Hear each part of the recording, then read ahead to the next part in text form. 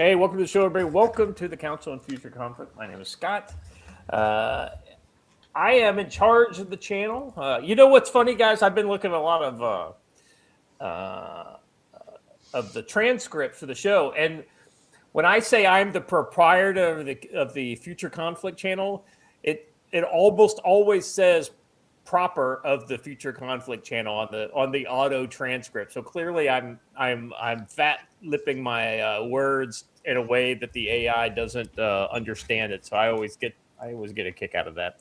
Uh, Today we are talking the Iran War Part 2 because if you've been listening, you know that Iran War stopped.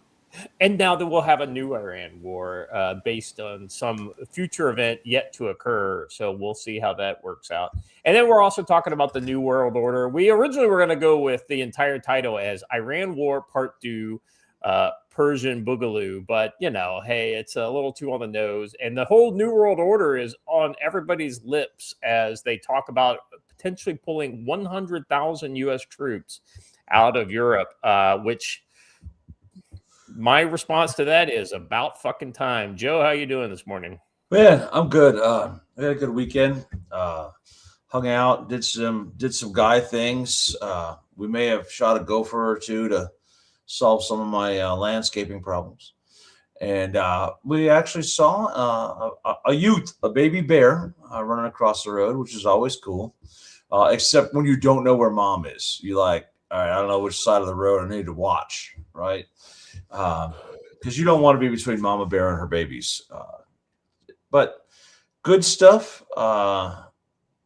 Good times with friends all weekend. Can't beat that. It's a good thing. Yeah. I mean, you know, let's be honest. I think as things like computers become more and more and more taking on the job of interacting for various things. I don't know how much AI is in the audience in the chat you guys have had to deal with. I think interacting with people is going to become way more important to just do it on a regular, you know, kind of basis. Do it deliberately. And Joe, you're literally in the perfect place for that. So you are a wealthy man. I know it. It's been great. We just sat out, had a fire, and then I just said, man, this place is just like so recharging and rejuvenating. So I urge you all to, even if you can't come to one of our events, consider just coming out here and hanging out. We do that here. You can just show up and hang out for a few days. Just let me know first. I'm not a big fan of uninvited guests. Yeah, you know, Joe, I remember what you were like in Michigan. You know, like I'm not to get too personal or anything, but like I think you're in a way better place. You know, as far And as your Michigan life was goes. tense, and there's people all around, and it gets kind of like you feel like you're always in a struggle and have to be hyper alert. Out here, you don't have that problem. Well, like I feel like in a place like Michigan, especially for guys like us, it's like you're constantly trying to keep your head above water, you know, and everything around you is doing everything it can to defeat you, whether it's the halal only signs all over your neighborhood or, you know, things like that. Things that are having to live in an environment that is openly hostile to who you are. Well, and like you wake up at 4 a.m. and you look outside and there are people walking down the street. I don't have that here. Like yesterday in the middle of the day, a car pulled in our driveway because you've been here. You can mistake our driveway for Goat Creek Road, and it just looks like a dirt road that leads to nowhere. And I felt like an old man. I felt like I was about to shout, "Get off my lawn!" to this random car that drove up the road. Right, right. You know, you don't run into folks very often out here, and it's a good time. It is a very recharging area. So, speaking of places not a lot of people live, Watcher, how you doing?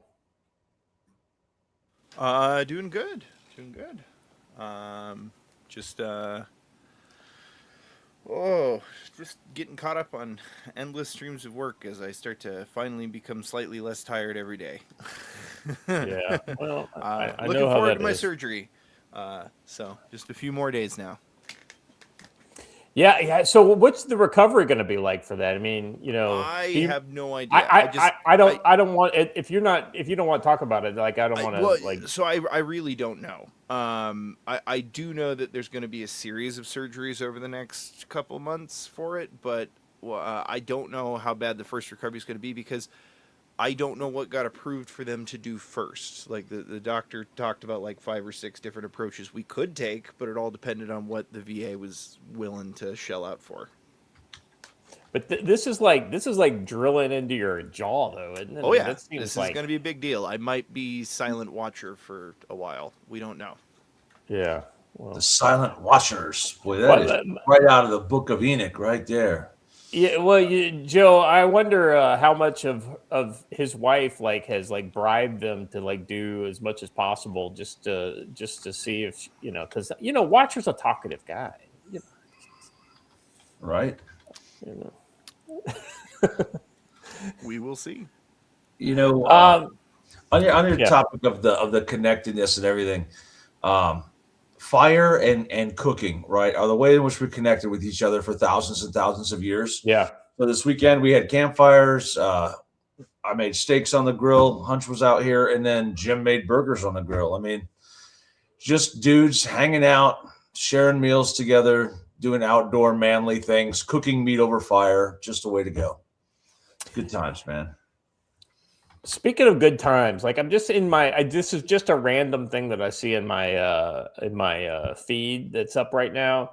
And it's like this kind of, if you've ever done an international exercise or a big exercise or whatever, there's almost always a big group photo where if it's multinational, you'll have vehicles in the background. And it's this whole kind of like display kind of photo.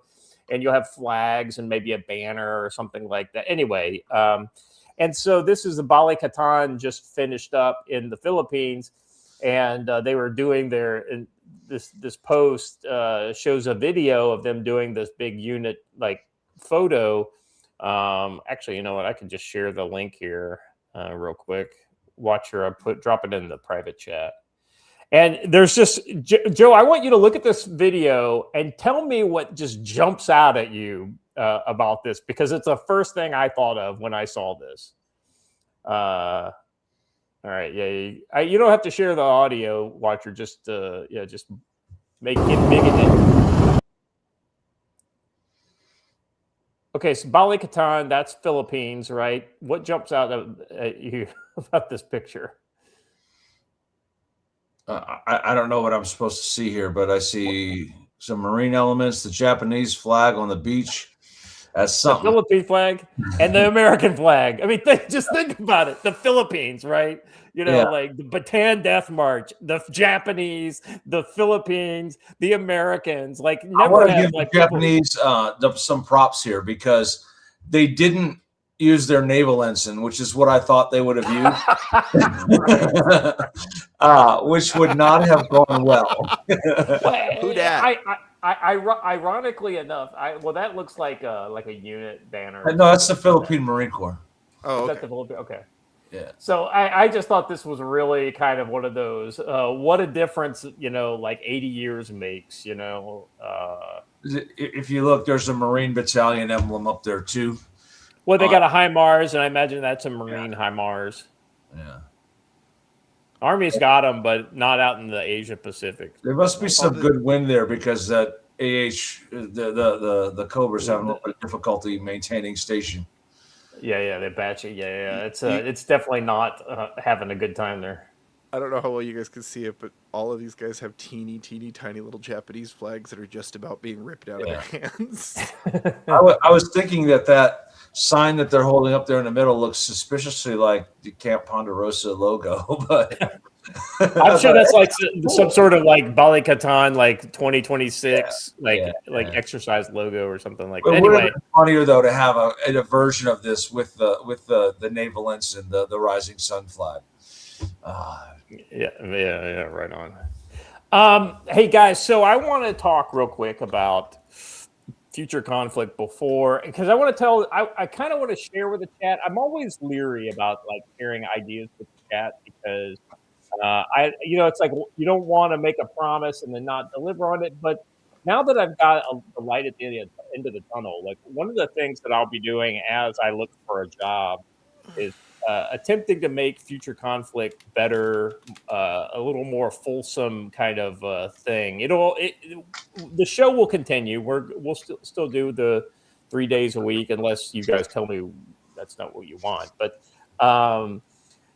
the idea is we've talked about merch in the past, and it's been kind of like catch as catch can on that. And we've done some patches, and we've actually made T-shirts, but we've never sold T-shirts because they just we just never got around to it. And the designs were always just kind of like we never quite where we wanted to get them. But and then we've got we've got a Future Conflict locals, which many of you are members with. So between the locals, between Rumble, between YouTube, between merch and things like that, we're going to start rolling out new parts of Future Conflict. So I really want to get your guys' feedback as we do that. And so once we put our first new content out on locals, I will let you guys know and point you over there, and we'll start being a little more active, I think, with the Future Conflict X account, and actually putting kind of digestible content on there too. Yeah, waiting for that mech poster. Which mech poster? The one that I personally, the sweet mech we made. Yeah, I personally had one commissioned from an artist that I like. That one. I remember that. Yeah. I think that would be a great T-shirt. Yeah, I think you're probably right there too, actually. I'm making an X account for Camp Ponderosa as well, just to share. Oh, that's a good idea. Yeah, more people's stuff here. Yeah. Yeah, we had what was it, about a year ago, maybe a little more than a year ago, Watcher, we had some ideas percolating with Zevius, but when he passed away, it kind of like we never really followed up. Of stuff that was going on with him when he passed, unfortunately. Nothing that had been paid for, but we had several ideas that we had been bouncing back and forth. You know what's funny? I don't know. I think I did pay for it, but I don't know for sure that I paid for the Land and Sea poster. Because he hadn't finished it. Because the version that went out, right. Hey, look who That's it right. is. It didn't. It was the version that went out was just the work that he had done. It didn't include the logo. Yeah, well, it did. Well, it wasn't. It wasn't finalized. He was gonna do a big tweak to the pose and things like that. So yeah, it's anyway. Hey, Don, can I make a comment to you? Probably. Two things. One, remember that agreement we had about phone contact? I'm just saying. And two, look, I will give you a call today and explain to you why I haven't talked to fucking anybody in like a week. Well, actually, I was going to say the whole reason is you take your name way too seriously. All right? You do not have to work 24/7. You know what? Actually, this is a perfectly available public story. So about a week ago, I started noticing fucking chicken parts and that I was missing chickens. Ah, boy. Now it's time for a hunt. Damn it. Yeah. And so foolish me thought, it's probably just a coyote. No, it was a bunch of fucking foxes. So I have spent like a week basically not sleeping, being up overnight, dusk, dawn, not being available to humanity. Only to find out that I have, I got a couple shipping containers on the property just for excess gear. They had burrowed under one, and there were 3 freaking kits living there. And so, I got to go drown them out so that they would come running out from under that thing, and then cap a bunch of them, which also left me deaf for about a day because when I found them, I didn't have ear pro on, but I did have an AR. So I shot these little motherfuckers from like 6 to 10 feet away kind of vicinity directly in front of a giant metal wall. So for about a day, I couldn't hear a fucking thing. Well, I mean, it must have made you feel like back home, This is why the good Lord invented the suppressor. And it is. Let me just tell you, that's the neat thing. And on that note, since he has just entered the chat, all hail Hunch the Gopher Slayer. Hunch! No longer a dirty roofer, but is a gopher slayer. Hey, Hunch. Yeah. I have some more gophers if you want to stop by on your way down. Just saying. Oh, man. He was popping them with the suppressed AR this weekend. Hey,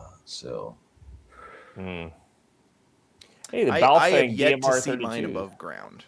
I have yet to see mine above ground. I only ever see what they leave when they destroy my lawn.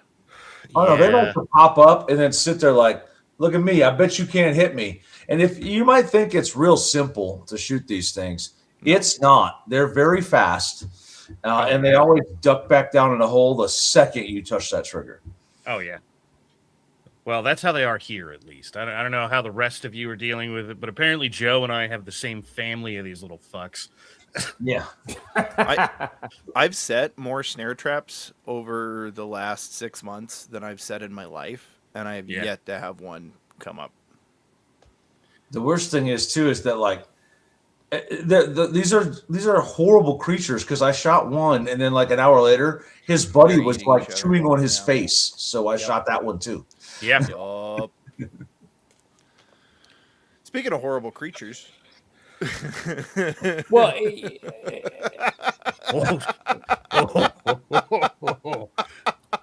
Chief Spreading Bull. There she is. Yeah.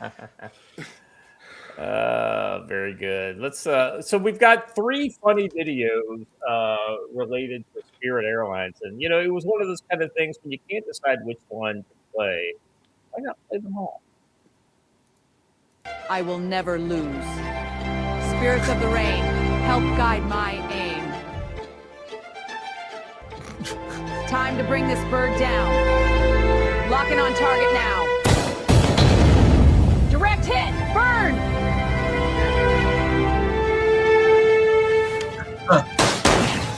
Fuck Spirit Airlines!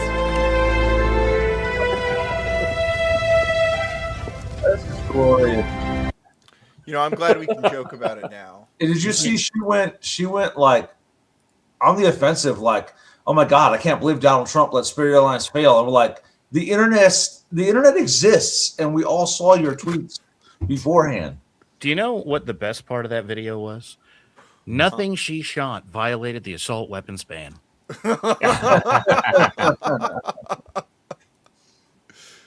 All right. Did you notice too that the uptick in violent incidents in other airlines began almost immediately? I am shocked and and amazed. Wait, hold on. I have one for that too. If you ask for their audience, you'll get their audience. You know. Yeah, I saw that one too. Watching Spirit customers towards your Delta flight. And somebody else be like, when Delta put out the thing saying, "Hey, if you're stranded by the Spirit thing, contact us. We'll get you to your destination." Somebody was like, "Delta, what is you doing?" Yeah. And like others were like, "I pay extra to not have to deal with Spirit customers." All right. Well, the next one. I mean, we've got this. The next video explains who's going to be running the Spirit Airlines now that it's gone into receivership. Looks like you're going to have to take over Spirit too, Marco.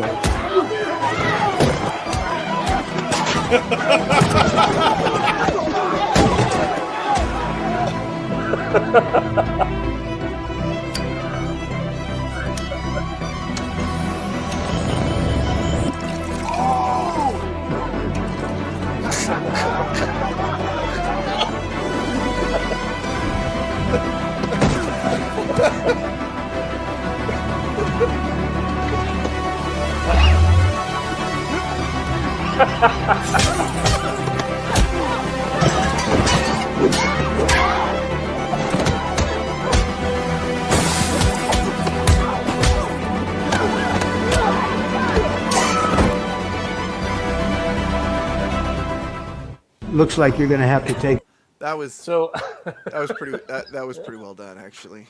Yes. Well, but let's be honest. This next one shows who was really going to end up taking over and fixing her solution to Spirit Airlines.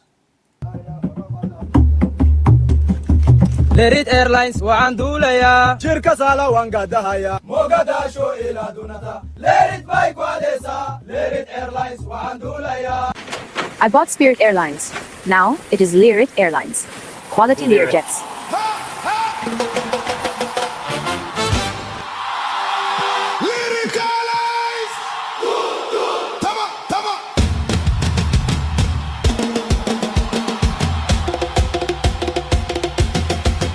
Hi, this is 11 Hanoma, CEO of Lerit Airlines. We are offering free bananas and rice for everyone. Come get a banana, big boy. Thank you. You're welcome. Who's next? Me.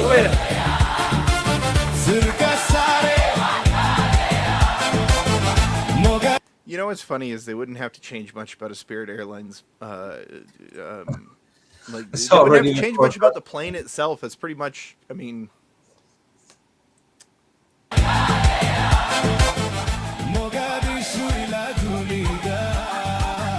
Welcome to the special line. Please have some food. Mahazani, this is very kind. We're glad to help. It's our tradition. Everyone must eat before flying, Malala. A true Somali What price of bananas?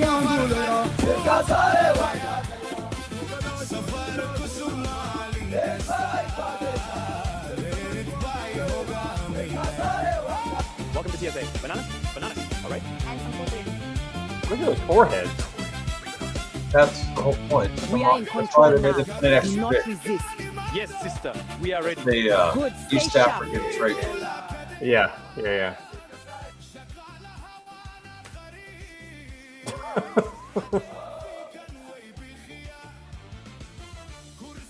All right. With us for your next adventure. They need an editor. I think they could have been Yeah. half the length, but still funny as shit. So I have a question, technical question about just such a video. One of the shots in there had a set of pilots on top of another set of pilots. Was that to ensure that the IQ of the pilot cabin was over 100? Yeah, that's the only way they could guarantee it is to have an extra set of pilots. Yeah. Well, I mean, you know, like talk about well, never mind. I don't want to. Yeah. I don't want to get Scott myself over here trying not to get court-martialed.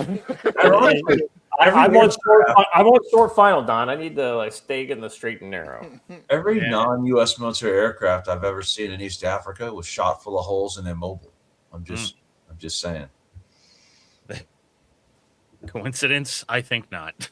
I mean, you know, I'm betting that if I went to Central Africa, it would probably be the same. no lies detected. It's sort of like a feature of the African airport, right? At least one shot-up airliner sitting there. A couple of holes in the terminal building as you walk in. Joe, it's their culture, and we must accept it. I know. Well, I know. You got that right. All right, guys. Anything else we need to talk about before we jump into our first odds and ends? Anything? Oh, by Don, you know, we got the story out of you, but how you doing? We haven't heard. Actually, pretty good, all things considered. I mean, except for the new sunburn, sleep deprivation, and other just general misfittery of this place. I'm good. Yeah. Well, It's a good thing you're not going to complain about it. I mean, that's the best part. I mean, well, ultimately, who would give a shit if you did, right? I mean, no, we'd Literally like no one, not even me. I on the upside, I hear you're getting a new foxskin cap. You know, I was very tempted to do this, but instead, in a tradition that I'm sure this place will approve of, I posted them on fence posts around here to let all the rest of the damn foxes know to stay away. There you go. There you go. What I've done, I left the bodies where they lay, and I let let nature take its course. Yep. And I'm hoping that it convinces the coyotes to come yet ever closer to the front door, so that I can block them. It's easier to get the coyotes to come to you than it is for you to go to them. Facts. Always facts. Yeah. Watch your. Oh, I'm sorry. No, go ahead. You were going to say something, Joe. I was going to say that I want to showcase some of the locals for anyone who is coming out here for mountain readiness. If you're going to stay a few days before and a few days after, there are tons of things to do here in the valley. And one is where I'm teaching tomorrow, and that's Swan Mountain Outfitters. I'm doing a land navigation class for their guide school tomorrow. But during the time frame in which mountain readiness is here, they will take you on a llama trek out into the Bob Marshall Wilderness or horseback riding on the trails. And they're just down the road from us in either direction. And you can go out on little side trips with them. So check out Swan Mountain Outfitters and see about scheduling something while you are here. Very good. Very good. Yeah, that's awesome. All right. Let's jump into our first odds and ends for today.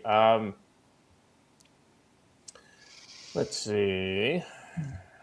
60 Minutes, always doing fine journalism at its worst. A surge of tornadoes tore across a large swath of the country in April, carving a path of destruction.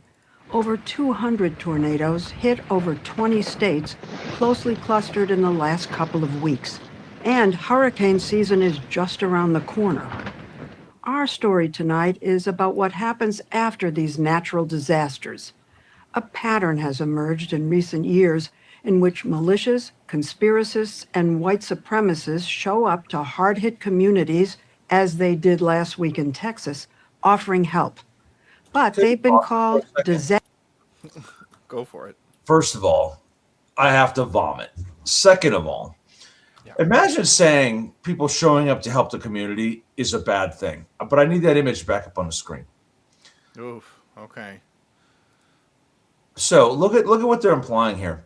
You remember, like, all the way up until the day before yesterday, when they told you that black sun rune was a good thing and not a Nazi symbol. Here they are now, all of a sudden, reminding you that it is indeed a Nazi symbol and it's a bad thing. But they've modified that rune. What's that? Does anyone know what that is in the middle? Those 3 stars. Yeah, Tennessee. Tennessee. That is the state flag of Tennessee. What they're doing is generating hate for central U.S., right? Where the white people live. Those white the flyover country, right? Yeah. They're generating hatred for that. And like, what did she say? The militias, conspiracists, and white supremacists. Imagine thinking like, well, there's a flood. I'm going to help that house and that house, but not the one in the middle because those dark-skinned folks live there. That's not how that works. Show up and help everyone. That's exactly what actually happens. It's disgusting, this story. Anyway. Well, and specifically, we had this widespread in North Carolina.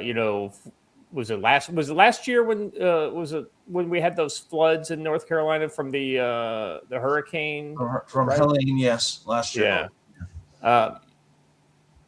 You mean the ones that FEMA specifically did not, for some reason, show up and help? Right. The Amish were building houses for the Amish. Year out. Those racist Amish. How dare they build these houses? And they're basically saying you need to rely on the government, not each other. And no. Well, and then oh, by the way, they show off a tattoo that they've said is okay in the midst of a Democratic scandal right now, where they're defending a guy with a Totenkopf Death Heads tattoo because he had a checkered past, but he's changed his ways. Well, once a Nazi, always a Nazi, right? Yeah, I mean, you say that, but CNN had Richard Spencer on, so maybe not. Well, come on now. Are we all going to pretend like we didn't just learn that they're literally the same group? Right. Hold on. Some of us are not going to pretend that we just learned. Some of us have been telling you this for a freaking decade. That's very true. Yeah. That's very true.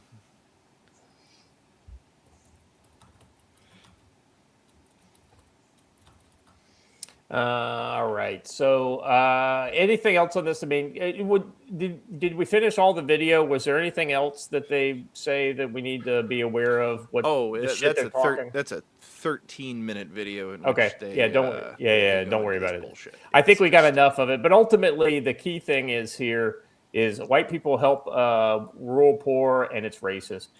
This goes right back to the whole idea that there is a demand for racism on the left, and it is outstripped by the actual supply.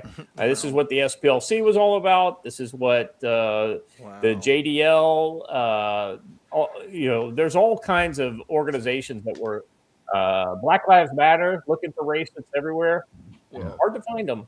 There's at least one point to bring up on this. Yeah, go ahead, Joe. That's what I was that this comes after several of us in the training on the right industry have said you need to form your own search and rescue group and go help out your community, be seen as a force for good. Immediately 60 Minutes says, no, you can't do that. Yeah. And I think that goes to what being seen as a force for good can do for you in your community. So if they're against it, you darn well ought to be doing it. Right. So I don't know how many people have actually done this. I don't. I can say from my own experiences, it is not many. But if you actually go do disaster relief things, it will pretty unironically be you, whoever you brought with you, showing up to the nearest stand that has miraculously erected itself in the middle of everything and going, "Who needs the most help?" And them just going, I don't know, Bob over here, 6 streets over, doesn't have anybody helping him right now, and neither does any of his neighbors. So if you guys want to go over there, that'd be cool. There is no cracker distribution center, only help my white people nonsense. It's quite literally who's the worst off and what do we do to fix it?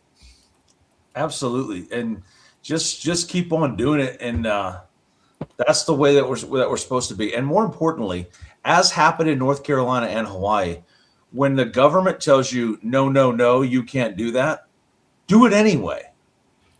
Yeah. Seriously. By the way, can I pause you there to tell you just how much that's true? The last time that I went out to do disaster relief things, I was on parole because I was arrested for January 6th. And guess what? When the parole officer type people told me, I said, "Hey, look, I've got some friends out there. They need some help." And well, I don't know if you should do that. You definitely shouldn't. So I made up a nice sounding reason to be in the general area and just happenstancely ran into some friends who needed some help. Listen, this is why the mule train people became important. And this is why myself, NC Scout, and Angry American may or may not have worked out a helicopter drop or two. I'm just saying. They tell you, no, you can't bring it up the road. Okay, we won't bring it up the road. It's getting there either way. So, yeah, sold you scumbags. Yeah. All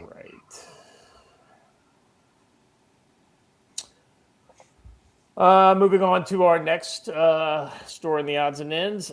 President Trump says no more Somalians. I mean, maybe he saw the Spirit airline. The Spirit Airlines story that we showed earlier. Maybe so.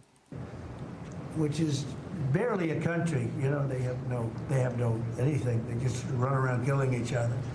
There's no structure. And when I see somebody like Ilhan Omar, who I don't know at all, but I always watch her for years. I've watched her complain about our Constitution, how she's being treated badly. Our Constitution, the United States of America, is a bad place. Hates everybody, hates Jewish people, hates everybody. And I think she's an incompetent person. She's a real terrible person. But when I watch what is happening in Minnesota, the land of 1,000 lakes, or however many lakes they have, they got a lot of lakes, but this beautiful place, and I see these people ripping it off, and now I'm understanding, and you're going to look at that, Scott, I hear they ripped off Somalians, ripped off that state for billions of dollars, billions, every year, billions of dollars, and they contribute nothing. The welfare is like 88%. They contribute nothing. I don't want them in our country, I'll be honest with you. Okay? Somebody would say, oh, that's not politically correct. I don't care. I don't want them in our country. Their country's no good for a reason. Their country stinks, and we don't want them in our country. I could say that about other countries, too. I can say it about other countries, too. We don't want them to hell. We have to rebuild our country. Our country's at a tipping point. We could go bad. We're at a tipping point. Why do they let that man just talk? Well, but let's be honest, Joe. Even when he's off task, he's spitting truth 99% of the time. But the funniest part about Donald Trump talking, it's just the weirdest personality quirk, is he just has to insert random compliments about random facts, like Minnesota, it's a great state, home of the Kirtland's warbler. I don't know where Kirtland is, but it's a great bird. Beautiful state, wonderful bird. And you're like, what? Like he just did with the lakes, right? Like, wow. Right. You know what? He's running a better civics class than the Department of Education. That's all I'm saying. I mean, like I said, it's all in delivery, right? It's not the facts that he's talking about; it's the delivery. So, I mean, I don't disagree with him, but All he's doing is giving the left ammunition to use against him. So, well, the sad thing is they have to use stupid stuff like that because they've got so much dog shit on their side. They have to draw your. Don't look over here at us. Look over here. Don't look at our guys with Nazi tattoos. With Nazi tattoos, exactly. That we're defending now. Funny how Pete Hegseth's Jerusalem cross was white supremacist, then Christian nationalist and evil, but literally an SS symbol is perfectly fine. Exactly right. It's absolutely just clown shoes. All right. Moving on. Next story up. Oh, hold on. No, let's not move on first. For everyone defending that guy's Totenkopf tattoo and going back to Marshal von whatever from World War I, the Germans were the bad guys then too. I'm just throwing that out there. Anyway. Well, yeah, I mean, less bad, but yeah. You know. It's less bad, but still they were the bad guys. The sad thing is the more I learn about World War One, the more like I'm just like, fuck, what a ambiguous, wasteful, stupid war that was. Literally just people who are like, I think maybe we should just fight. Like, yeah, well, it's like I disagree with you. Oh well, I'm your cousin though. It doesn't matter. Slap. Let's go to the dueling fields. Wait till you learn about the only reason we ever got involved. Wilson. Oh. Look, it created the United States Marine Corps as a legend. So true. Fun fact: today is my anniversary. By the way, guys, I'm spending my anniversary night with you. Perfect. All right. In a watershed moment, this is the next story. I'm sorry. I have moved on. I have transitioned to the next story here. Here we go. That was a smooth transition. Thank you. In watershed moment, China orders companies to defy U.S. sanctions. I'm just going to say it out front. I mean, they're saying this as C-17s are landing at the Beijing airport. I don't know if you've seen those images that are occurring. Makes me feel like that possibly could be connected. And if you don't think Donald Trump in Beijing, in front of God and everybody, live on Chinese television, won't call them out over something like this, Xi has got to re-examine his priorities. Gentlemen, just the headline alone, what's your take? It's bold by China. It's really stupid. And it's specifically when you get further down into the article, it targets these teapot refineries, these little teeny tiny small refineries that have been taking in black market Iranian oil and refining it. So I don't know. It's interesting. I'm wondering if maybe they're saying, hey, it's fine, they'll sanction you, but we, the government, will do workarounds for you to make it operate. I have no idea. I think it's interesting. I don't think Trump should go to China. I think there are a lot of security reasons Trump shouldn't go to China. I think Trump will be perfectly fine in China. I'll set the Kool-Aid aside and say this actually makes sense for Xi Jinping for the place he wants to be on the world stage. He's thumbing his nose directly at the United States. He literally doesn't care about violating the sanctions or buying anything from Iran. He wants to be perceived that way. And when you look at the video in which he announced this, he set the stage beautifully. He's sitting at an oversized desk, which implies he's handling big and important matters. He's got the Chinese flag on the desk, and behind him is a giant pencil-drawn mural of the Great Wall of China. He's implying China is making a stand against the evil American empire and defending everyone. This is less about the actual economics and more about standing in defiance of the U.S. Yeah. And while I think it's not the right move in the long run, for Xi Jinping today, it's the smart move. Yeah, I mean, a lot of this kind of stuff is not. It's for the domestic audience, like to consume, right? Like, you may never even do it, but it may be one of those kind of things where I'm standing tough with the against the the Americans. I think Joe's on to something there. Don, what was your... That's exactly right. Is the U.S. doesn't run the world anymore. See, we can do something. I mean, there's a reason the something is abstract, even on their behalf. It's because if you said something, Trump would immediately come out and say, like, you can't do that, you bunch of pussies. And he would be right. But, if China's taking a shot to see if they can get a large portion of the world to say China's in charge. And, I mean, good luck to you. It's not going to go well. Yeah. Let's dive into the first couple paragraphs here and see if there's more to this. China ordered companies in the country not to comply with U.S. sanctions on 5 domestic refiners linked to the Iranian oil trade, deploying for the first time a blocking measure introduced in 2021 that was aimed at protecting its firms from foreign laws it deemed unjustified. I mean, we do the same fucking thing. Let's be honest. If you've heard some of the things that we've said to Europe over potentially, cracking down on speech on X and things like that, it wouldn't sound too different. Refiners,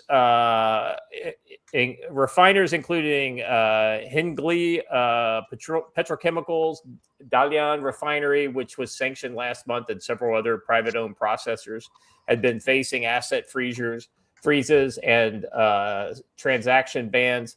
Hengli was the most ambitious target to date in China's refining sector and underscores U.S. eagerness to push Iran to the negotiating table at all costs, even just weeks before an expected and long-awaited meeting between Trump and his counterpart Xi Jinping. The sanctions on Hengli Petrochemicals triggered a $1.4 billion wipeout on the fortunes of Fan Huanghui and her husband Chen Jinghua, who are together hold the Hengli Group, one of China's biggest energy companies, after shares of the refiner tumbled 10%. Oh, man, Crimea River. Chinese billionaires losing money. But if Trump is hoping Beijing would let this creeping financial blockade slide, he was wrong. On Saturday, the country's commerce minister said that a statement that U.S. measures unlawfully restrict normal trade with third countries and breach international norms. And in a rare move, it issued an order banning recognition, enforcement, and compliance of the sanctions aimed at the 5 companies. I'll be honest with you guys. This kind of goes back to the coastal trade kind of loophole that's been going on. And I think that they did this on purpose just to kind of like give China and some of these other Asian countries not a full like resumption of oil trade, but at least some amount of trade coming out of Iran. I'll be honest with you. If I was them, I wouldn't allow that. I'd sink every fucking ship in Iranian waters that attempted to move over to Pakistani waters. I would just declare force majeure on the entire shipping, and basically say they're all forfeit at that point. Because what the fuck are they going to do? It's a war in all but name. So you can't just have a shadow operation. You let them have a shadow operation, because this is what's given China the balls to be able to continue this. I mean, what do you think, guys? I mean, the sanctions really. Our sanctions really apply only to who voluntarily push themselves under them. What authority do we have to do anything to China for violating our sanctions, right? We can stop U.S. companies from buying Iranian products, but we really have no authority to stop anyone else in the world from doing it. It's like the Russian sanctions, right? How well have they worked? Has Russia collapsed? Have they stopped selling oil? Have they stopped selling anything? Hell, did Europeans even stop buying it? Well, the interesting thing is that the Europeans don't have the kind of Central Asia pipeline, kind of this coastal trade route into Iran, because that doesn't work the other way, right?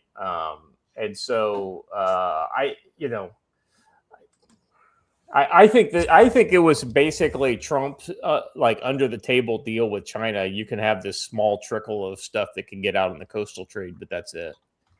All right. Anything else on this issue, guys? Before we move on, I just thought that was kind of an interesting story pre-Trump flying into China. Which I think it's funny, like all the people like, oh my God, that's an American cargo plane coming in. It's been kind of funny seeing some of the Chinese people reaction to us flying in broad daylight in China. So, all right, let's move on. Guys, this next one kind of goes to a lot of the like, what the fuck happened? You know, like this would have been around COVID when a lot of people were like, what the fuck is going on with the organizational leadership and all this kind of stuff and so many companies. This lady, her interviews been all over. This is Trigonometry, I think, podcast that she was on. And she basically has done one of the best jobs of articulating what wokeness is for people who weren't really focused on it. I mean, we kind of all knew because we were focused on it, but like most people were just kind of, taken aback by the whole thing. Can I just comment that they drop names like that? Like you show the hour. Helen Andrews says, and I'm like, who's Helen Andrews and why do I care? But anyway. Well, yeah, right. So this is Helen Andrews, and she is I can't remember her background, but when you listen to her, my point. I know who she is, and I know what she says, and I listen to her because I've heard her talk. But it's one of those kind of things I can't remember exactly. I just don't know why I listen to her. Okay. I mean, once I listened to her, I knew why I listened to her because she's fucking throwing fire and truth. An author. She's a Yaley. She's a former editor at the Washington Examiner. Men, when they're approaching a moral question, will ask, what are the facts? What are the rules? Whereas women will say, what are the relationships at play here? How can we make everybody happy? How can we reach an outcome that will satisfy all the parties, as opposed to the male perspective of how do we reach an outcome that is just and according to the rules? That sounded a lot like wokeness to me. And the sort of piece that made it all click into place for me was the coincidence of timing. It is the case, just we can all agree as a matter of fact, that a lot of institutions that went woke or were affected by wokeness became demographically female in the last 5 years. Law schools in America turned majority female in 2016, and they've gotten a little bit more female every year since then. I think now it stands at 55-50%.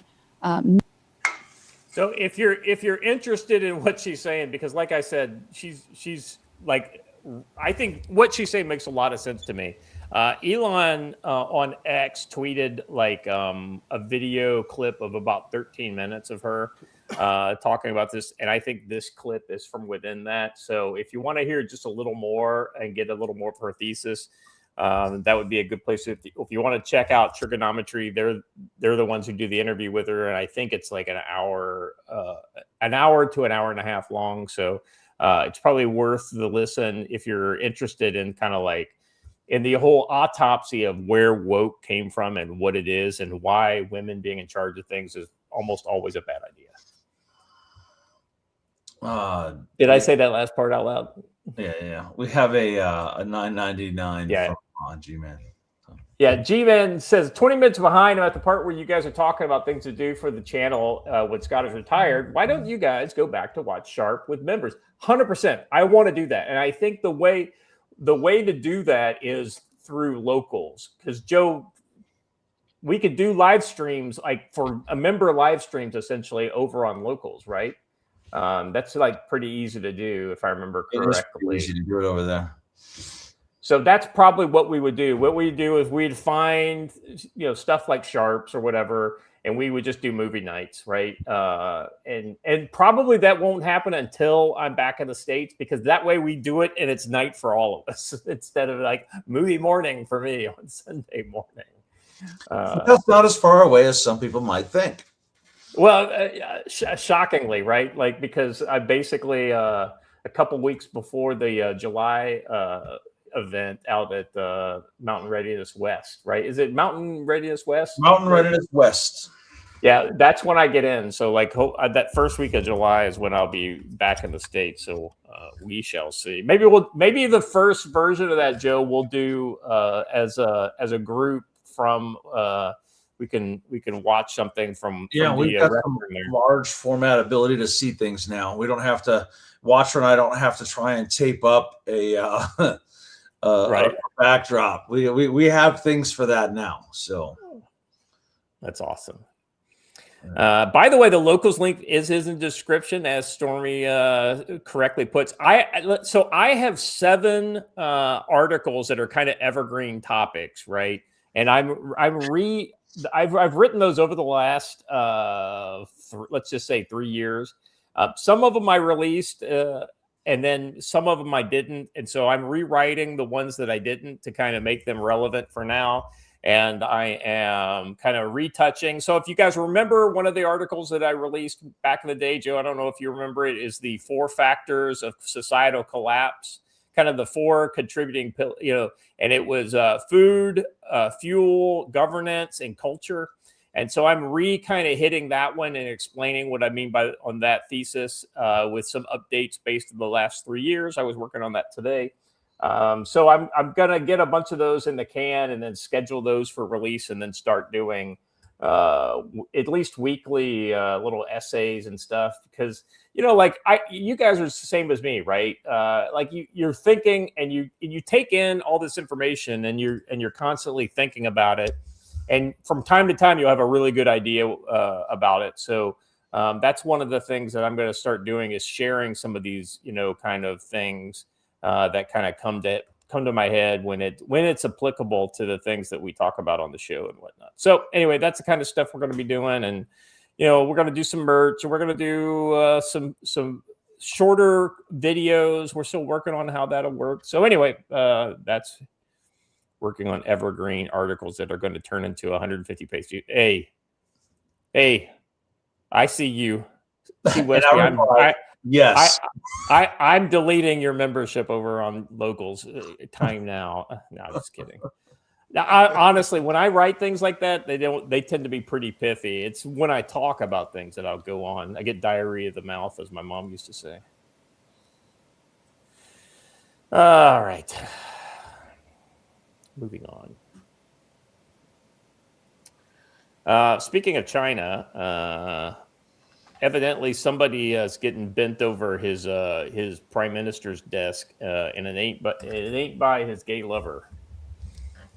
China tries to assert dominance over Canada after Carney trade deal. No shit, guys. It's almost like we said, "Hey, I bet China's trying to assert dominance over Canada with this." What do you know?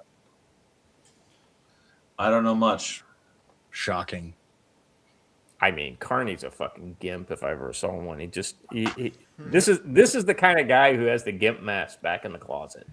Somebody made a great point that Carney is turning Canada into the ex that only ever wants to talk about her ex and is annoying, right? Yeah. And he said that so much of our economy is based on the old relationship with the U.S. and we just can't do that anymore. And it's like, shut up, bro. No one cares. I actually like these first 2 paragraphs here. I think it lays out the problem set really well for China. Historically speaking, crawling to communists for help has never been a good idea. There's always a catch. By extension, making trade deals with China and the CCP from a position of weakness usually ends with diplomatic concessions instead of mere economic concessions. That is to say, China are less interested in economic benefits and more interested in political submission. Canadians are about to speed run this lesson after Prime Minister Mark Carney's new strategic partnership formed with China earlier this year. The announcement has been heralded as a pragmatic reset of Canada-China relations after years of tensions, aimed at diversifying Canada's trade amidst U.S. tariffs under Trump. The goals of the deal include increased bilateral trade, agricultural agreements, currency swaps, and energy exports. And, oh, by the way, what they're not telling you is the MSS gets full access to China and China, and then Canada won't say a fucking thing about it. And you can't say anything about economic partnership with China without saying economic partnership with the People's Liberation Army, which is who runs all economy in China. Don, what's your kind of take on this? I mean, Canada. I mean, I guess if there's a good news, if there's a silver lining to this cloud for Canada, it's that you're next door to the U.S. and the U.S. can basically, put their foot down and move. And I mean, that's the. I mean, if it's somewhere else in the world, there's no chance. We're not coming to fucking help you. But because it's it goes against our direct interest, right? So maybe, I mean, the problem that Canada can and should have, so this runs in a few angles. If you think you are dealing fairly with a fair trading partner when you're talking to China after 20 years of the Belt and Road Initiative, you deserve whatever happens to you. Honestly, and I mean literally whatever happens to you, which goes to the other thing. Canada's been kind of a shitheel for, what are we talking here? A couple of years now? 5 years? Ever since Trudeau took over. Well, yeah. Right? Yeah. And so, if the U.S. is going to exert U.S. interest, the answer should end up something like, you're a protectorate or a colony, or like you just have no sovereignty anymore because you people are too stupid to run your own country. And that is a national security issue for me. No, you're not U.S. citizens. No, you're not the 51st state. You can just shut the fuck up and do what I tell you until you learn to be adults. You're a protectorate, which is actually way worse than a territory. Yeah, that has been my vote for a long time now. Except for the strip, I believe Alaska should be CONUS. Yeah, we can take that one freeway. Yeah. You know what? I think you take the entire fucking coast to include, Vancouver? Much. Yeah, I think so too. Yep. And you just you incorporate it all into Alaska, and you take voting rights away from urban areas for the next 50 years. Yeah. And look, I know it's an uncouth thing in modern history since, I don't know, the 50s or something. But for all of human history, this is how it worked. You are next to me. The nicest thing I can do for you is conquer you and tell you that you can't destroy me.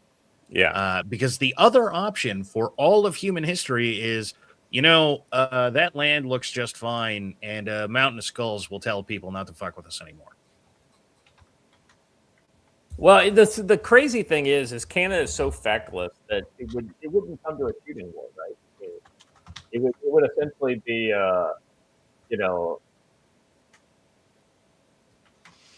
keep the main, right? I mean, it's like you just roll the forces across. There may be some really pissed off royal, the Mountie who might shoot at the American forces that just kind of start occupying by force. But outside of him, and maybe maybe that happens 10 different places. There's no shooting that would occur. Hell, they would probably use the CIA to infiltrate the Canadian military and have the Canadian military, arrest all the wokies and then just turn over their arms. Yeah.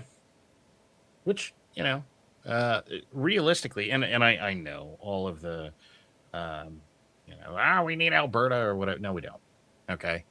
But these ones aren't so bad. Okay, they're great. Good for them. They can, be part of a protectorate for a decade and then go, look, we were the pro-gun people. We were the anti-socialist medicine people. We were the pro-American people and demonstrate that for a decade. I think what you do is you break Canada up into a series of independent nations, right? Yeah. You have to learn to live on your fucking own as I'm pretty sure that's the Alberta goal right there. Right. Yeah, I think that's great. And Alberta could stand on its own, I think, because they're people of the right mindset. They have natural resources. They have a will. I mean, they have an outstanding firearms industry if it would be allowed to just flourish, which it will soon. All right. Anyway, I don't want to go too deep into this. Basically, there's some talk about the Canadian MPs being banned from visiting Taiwan, and then saying that the U.S. is unreliable. This is nothing new. Just kind of, let's see. Yeah, I mean, it's so the. This is a specious argument on its face, as 75% of the Canadian export economy relies on the U.S., right? Well, let me say something about that beforehand. They'll say all they want that Canada and the U.S. have severed economic ties and all that, but come to the Kalispell Walmart and let's count cars. Yeah. No, I'm not even joking. I know. Right? They're vastly Albertan and British Columbia by a long margin. And so Canada relies more on the U.S. economy than her government masters want to admit. So, yeah. Well, it was the same way when I lived in San Diego, right? Like all the front BC and, all these, Mexican license plates in parking lots there. Same thing in El Paso. There were Mexican license plates at the mall all over the place, right? Especially on the weekends. It was just really funny to see how popular it was for day shoppers coming into the U.S. It's almost like they can't get shit down there in Mexico. The other one, I like this paragraph, and this will be the last one I talk about here before we move on. It's a matter of simple math and basic geography. The U.S. is the largest consumer market by far, with 30% of the total global buying power. China is around 12% of the total global buying power, and their consumer spending is far less liquid and spread over a much larger population. Furthermore, shipping goods 6,000 miles to China is a lot more expensive and inefficient than shipping goods right across the border to the U.S. It's not complicated. Making a deal with the U.S. is a superior option. Yes. However, Carney is a globalist, and he's not interested in common sense trade policies. He's increasingly interested in woke and socialist Canadian ideas, and he just wants to give his finger give the finger to Trump. Yeah, I was going to say it's more than that. Look, let's be honest. This is a global conspiracy amongst multiple different socialist leaders that have been placed into leadership positions in multiple different countries. It's not hard to track this. It's been actually, like, a lot of it's not even been hidden. They're just doing it. So Carney is part of this whole thing. Their whole goal at this point is to hurt Trump in any way possible. That's it. They're literally willing to crash their own economies to hurt Trump in any way possible. Look at Europe. Look at Canada. It's very obvious what's going on here. And honestly, Trump is reacting exactly correctly, which is take no shit and use it as an excuse to sever a relationship with someone who is clearly not an ally in the first place. Side note, Canada's not part of the U.S., so if they crash their economy, it doesn't hurt Trump one bit. Yeah. But Hunch raises another really good point with his $2 one over on the Rumble. Go to any hospital or urgent care within 100 miles of the U.S.-Canada border and count cars. 100%. Because it takes so long and it's so expensive to get healthcare in the nationalized system, which doesn't mean you don't have to pay for it, by the way. You still have to pay for it. It's just worse. That people come down here to have doctor's appointments and get prescriptions and get things treated. Just because you're going to actually get an appointment. Yeah. Yeah, that's exactly right. This is the actual healthcare tourism that happens, despite all of your fat socialist Michael Moore piece of crap. Oh, everybody's going to Cuba. No one is going to Cuba. Like, he has videotaped every single American that has gone to Cuba for healthcare. All of them. If they're going anywhere, they're going to Turkey and South Korea. Those are the place. Or in Mexico, you got like Guadalajara's got a lot of Mexican these. Going to Mexico to buy drugs is not going there for healthcare. Well, And- there's plenty of that, to be fair. And listen, by drugs, I don't mean illegal drugs. Going to Mexico to buy prescription drugs. Yeah, like all these peptide cocktails and things like that that people are doing. Anti-aging stuff mostly. Viagra. Yeah. Well, there's a lot of that too. Yeah. There are a lot of those going around, but I'm not gonna lie to you. If you think it's anti-aging that is the most prevalent, you're crazy because it's almost all workout drugs. It's dudes doing stuff that's basically steroids that's not detectable as steroids. Well, it's all that, right? It's everything from like blood doping to performance enhancers to anti-aging to testosterone, all that shit. Costa Rica is another place where they do that a lot too. That's right. Yeah. God. That's right. I remember. The joke now being that Costa Rica was the only place you could get real bull shark testosterone. Yeah. Bullshit. All right. Gross. All right. Moving on. Joe, you want to talk a little bit about tactical wisdom? Oh, yeah. We still have the tactical wisdom stuff. That's the next one. Yep. Yeah. Joe? Look, I'm not really sure if we're doing it or not. Watcher decided to go straight into section number 1, so I was just all right. So check out the training courses tab. We've got lots of stuff going on. We've got some firearms classes coming up this weekend. I'll be teaching tomorrow at Swan Mountain Outfitters Guide School. Great place to learn outdoor skills if you want. The big class I'm really pushing this year is the combatives class. 1, because it's fun, and 2, because everyone needs that. We're learning unarmed self-defense, ground fighting, stick fighting, knife fighting, and cold firearms combatives.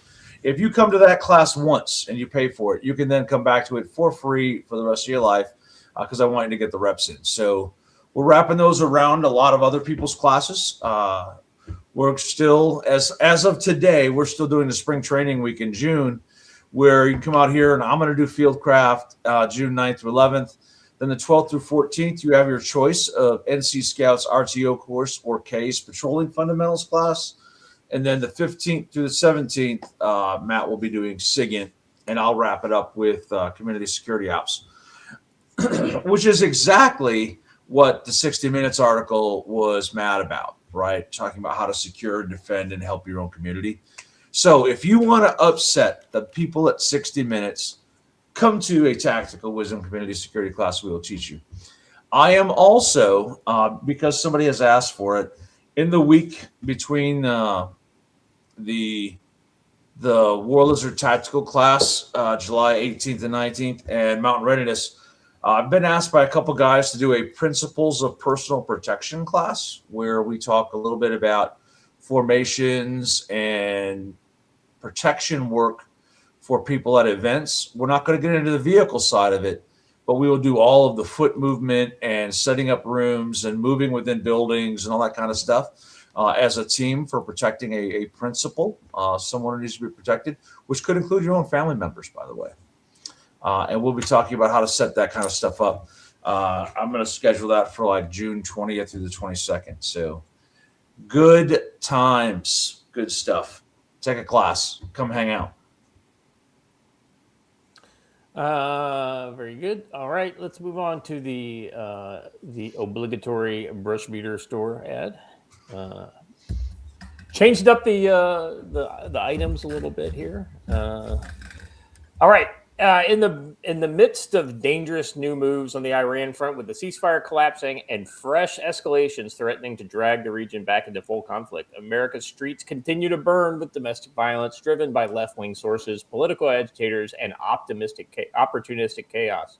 When tensions explode and normal communications fall, you need to see clearly and stay connected.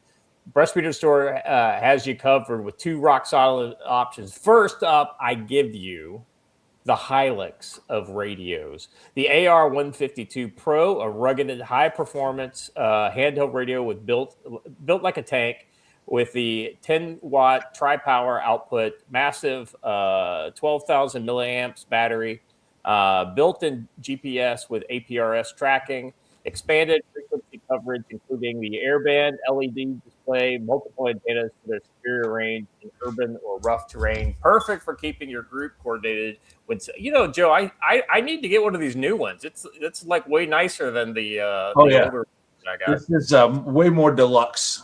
So yeah. But it does GPS and APRS on it. The other one didn't do that. So I highly recommend turning that off. But hey, you do you. I don't know. I'm just saying, if you need it for whatever reason, it's there. It is good to know your own location, but you have to make sure you turn off the polling option. So 100% there. Pair it with the Kyber Optics Jambia. How does he pronounce it? Jambia? Jambia, yeah.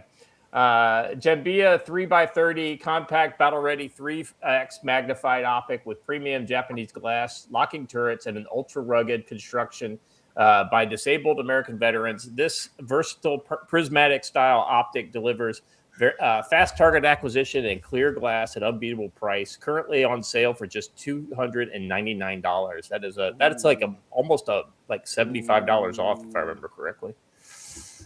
Get the AR-152 Pro at brushbeater.store/product/AR-152-Pro. Get the Kyber Optics Jambia at brushbeater.store/products/Kyber-Optics-Jambia-3x30.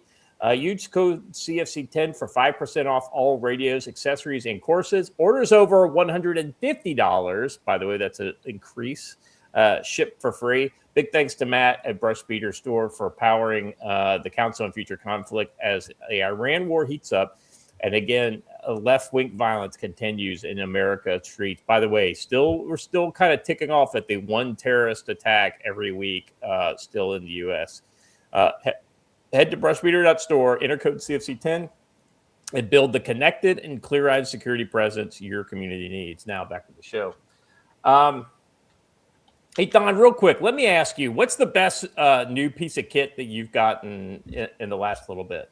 Nothing. Nothing. I have bought basically nothing in a couple of years. That's good. See, I knew this, or I know this guy, and he recommends gear all the time.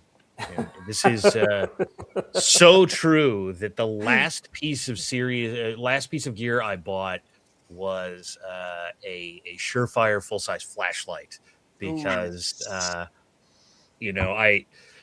have a bunch of property that I need to see in the middle of the night on occasion. yes. And Surefire and Streamlight are the way to do it. Either one of them. Well, and John, there's this guy that you speak of continues to drop these links to Amazon of like really good deals on this stuff, and I don't know how many times he's gotten you, but he's gotten me a couple of times. I mean, a few. I think I have 6 of those AR-152s. My wallet thanked you. Yes, but no, it's. I've been getting a hold of gear for a long time, so I don't buy that much anymore. I hate to say it, but like something like the 152, right? Like 6 of them is about the right number that you want, right? Because it's never like, oh, I need to use a radio. Well, no, you've got to talk to people. Well, the guys that show up almost never show up with their own radios. So well, and you just fucking put a spray paint stencil on each one so you know which one you're giving out. Joe, I just gave you number 3, so you better give me number 3 back. No fucking running off with my goddamn radio. Look, I actually made a sign-out sheet for classes because guys invariably show up without radios. So I ended up handing everybody one at the end of the week, and I'm like, where are all my radios? Yeah. It's like, I'll be honest with you. If I did something like that, I would take that from the military. Fucking hand receipt for every one of those motherfuckers. Yep. No, don't turn it in. That's fine. Charge you full price for it. And, so there we go. All right. Let's get into. So Iran. It looks like maybe he, jumping back into the headlines again. It kind of faded into the background, right? And I'll be honest, we were critical of Trump for kind of like waiting when we didn't think that he needed to wait, right? But evidently, whether it's a good idea or not, he at least had a novel explanation as to the reason why. And this is to stop. Originally, it was pause, but then it was stop to stop the original operation and to then potentially start a new one going into the future. So, well, I have heard a more convincing answer that I understand why Trump would not want to be the one saying it out loud and trumpeting it. But I had heard yesterday and saw some people put some numbers together for me that basically proved it, that the reason we stopped was less to do with us actually trying to pursue any kind of peace with them and more to do with the inability to use heavy bombers because of us not being able to use our European bases. And so us having to be able to move those assets into areas that we actually could use them in again. We launch airstrikes from Mountain Home all the time, and they fly all the way around the world. We don't necessarily need bases. I know, but we had moved them. We had moved all that stuff there thinking we could use it from there, if that makes sense. So we then had to move it to other places that made them more usable. well, I mean, like working from within the region is always better than having to fly from, say, Mountain Home or something along those lines. But yes, let's give this a listen and see what Trump himself has to say. Well, I wouldn't have to. I didn't say that. I said that if we left right now, it would take them 20 years to rebuild. But we're not leaving right now. We're going to do it so nobody has to go back in 2 years or 5 years. They told me about the concept of the deal. They're going to give me the exact wording now. Yeah. Last night you also said that only like 85% of Iran's missile-making capabilities has been eliminated. Correct. Is that other 15% important? Does the United States need to eliminate that? Well, I'd like to eliminate it, yeah. I'd like to. It'd be a start for them to build up again. And yeah, I would like to eliminate it. Sir, under what circumstances would you please start military strikes on targets? Well, I don't want to say that. I mean, I can't tell that to a reporter. If they misbehave, if they do something bad, but right now, we'll see. But, it's a possibility that could happen, certainly. Mr. President, in your letter to Congress, you said the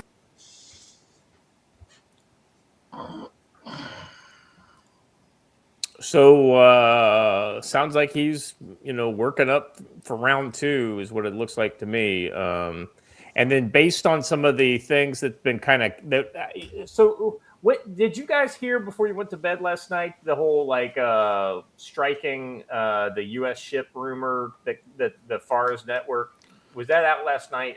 I'm just trying to nail down the timeline on it. While you are the king of the compound question, let me answer the first part first. Then I'll answer the second part. They're two totally different topics in the same question. One, we keep putting up these deadlines and then extending them. So I'm not confident that we're setting ourselves up for more strikes tomorrow. We shall see, right? We keep going right up to the deadline and then moving it. And then right up to the deadline and then moving it. Reminds me of a politician. What was that guy's name? Donald Trump, something, who said that Barack Obama should stop moving his red lines. He's doing the same thing. On the second part of the question, yeah, I heard a stupid rumor, and it goes right up there with the Gerald R. Ford being sunk 37 times. Right. Yeah. I was just trying to nail down the timeline. If you guys had heard that, because that kind of happened. I became aware of it during the day my time, so I wasn't sure for you guys. All right. So this is video from Trump, I guess, yesterday morning. So what's changed since then? Well, I mean, it is May the 4th, so who knows? Maybe he's going to do a Death Star trench run on something here. So this kind of goes to the rumor, right? So Mario Default, never heard a rumor that he didn't report as news. Right. You just said Mario Default again on our show. I think it's accurate to say that he's never seen a rumor he didn't love. Iran's Fars News breaking of Iran's Fars News Agency claims, at least he phrases it correctly, but then he claims 2 missiles struck a U.S. Navy warship near Jask Island after it allegedly ignored IRGC warnings while attempting to transit the Strait of Hormuz. The warship reportedly attempted passage without obtaining Iranian permission. God, shocking that a U.S. Navy ship wouldn't seek permission. Iran claims the vessel was forced to retreat after the strike. No details yet on the damage or casualties. I guess now they're calling it a warning shot, but that's bullshit too. So, well, can we just address the ridiculousness of the photo he's using here? Why would there be that many VLCCs in the same place going in so many different directions? Yeah, I mean, that's an AI generated image, is what I'm getting at. Yeah. I have another really fun one.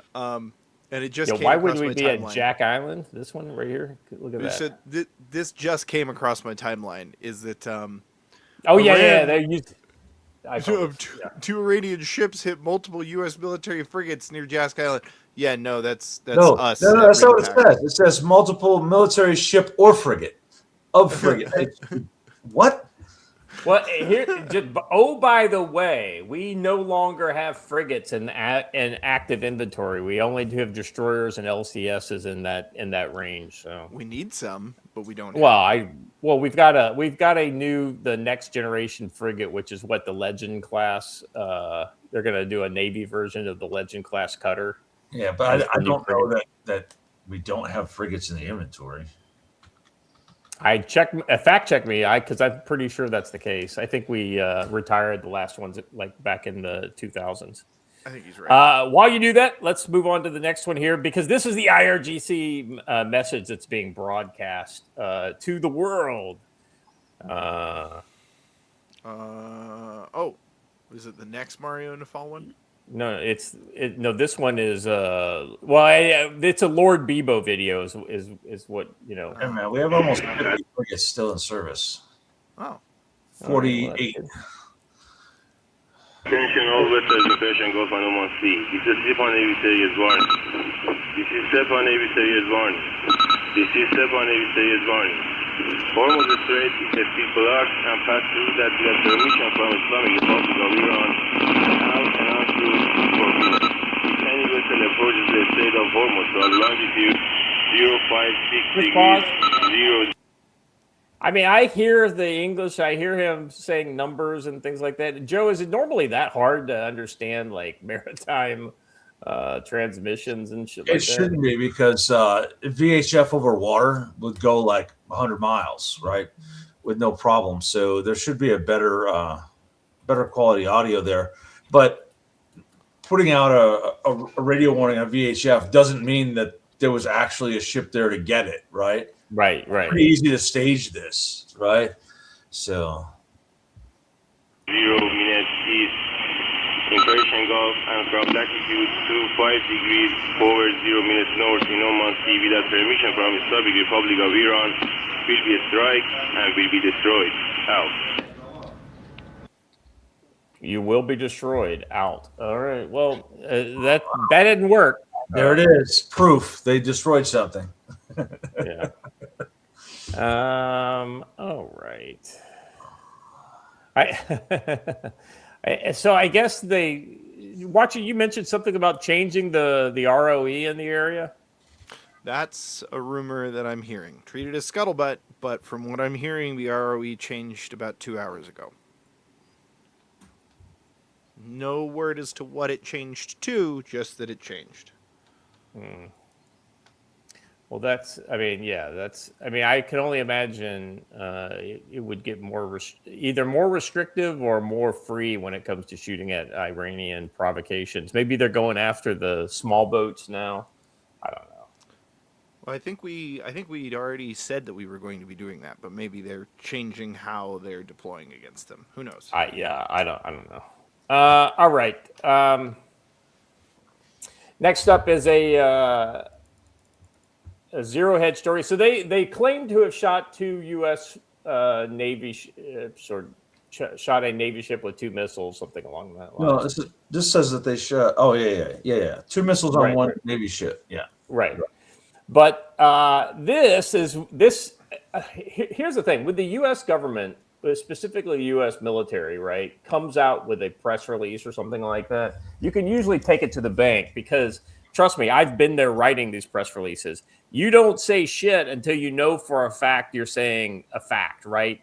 Because like guys like me get fired for putting a press release out and it turns out not to be true unless you're ordered to do that. And that is so rare that I just have never seen it happen on a fact basis.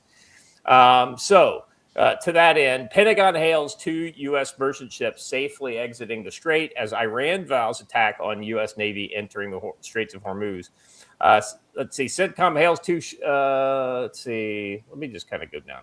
BestNet will fire if fired upon, coinciding with day one of Trump's Project Freedom to guide stranded vessels out of the heavily contested Strait of Hormuz. Treasury Secretary Scott Bessent has issued fresh remarks. Interesting that he's the one doing it, but he's one of their main kind of guys. So I'll take his word on it.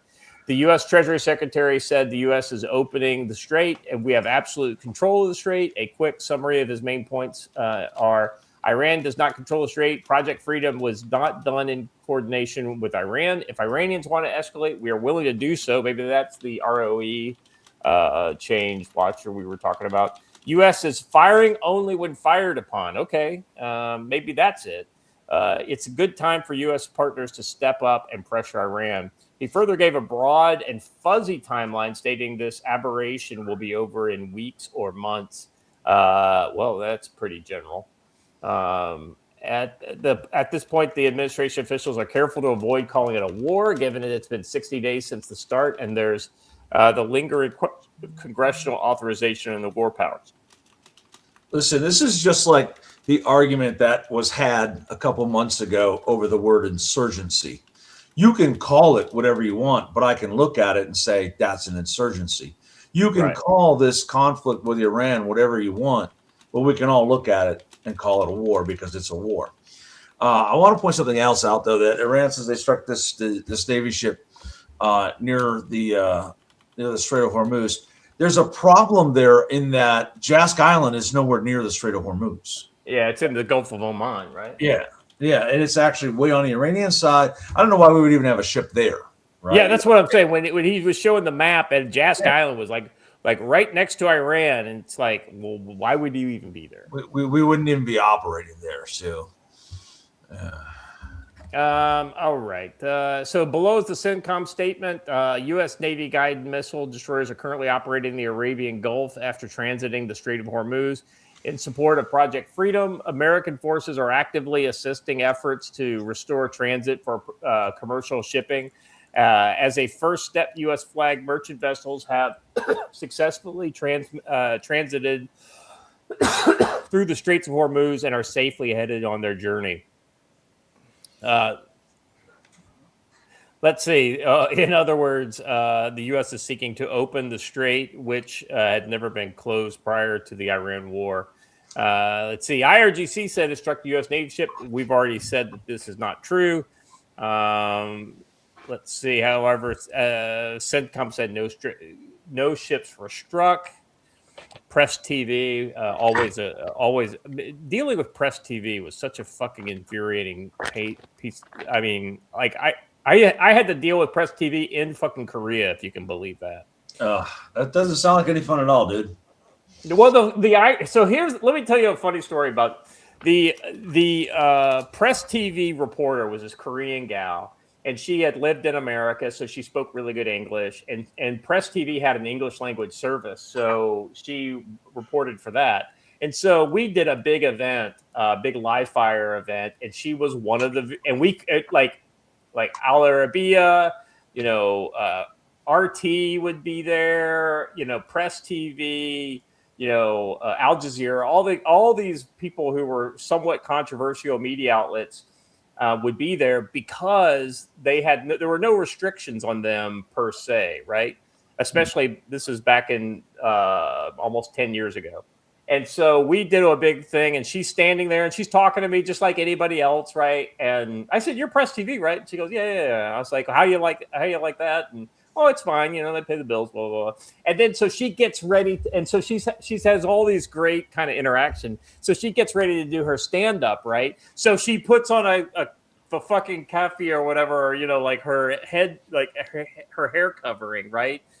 So she's like an Arabic woman reporting, and so she starts doing this really bellicose reporting, right? Like she's like, the provocative American live fire that does nothing but ratchet up tensions on the peninsula, like shit like that, like this really kind of heavy-handed bellicose language.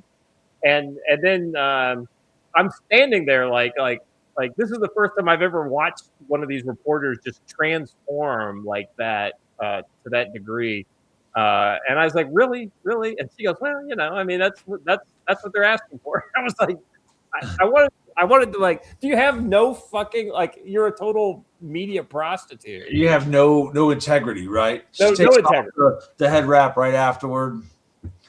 Right. The least surprising part of that whole story was that you were talking to a female reporter. Well, there were a lot of those, let me tell you. Accurate. All right. I mean, Scott was like, so girl, can I get you a shawarma? if the shoe fits, wear it. All right. Let's see. The Wall Street Journal explained that Project Freedom is a process through which countries, insurance companies, and shipping organizations coordinate moving traffic through the straits.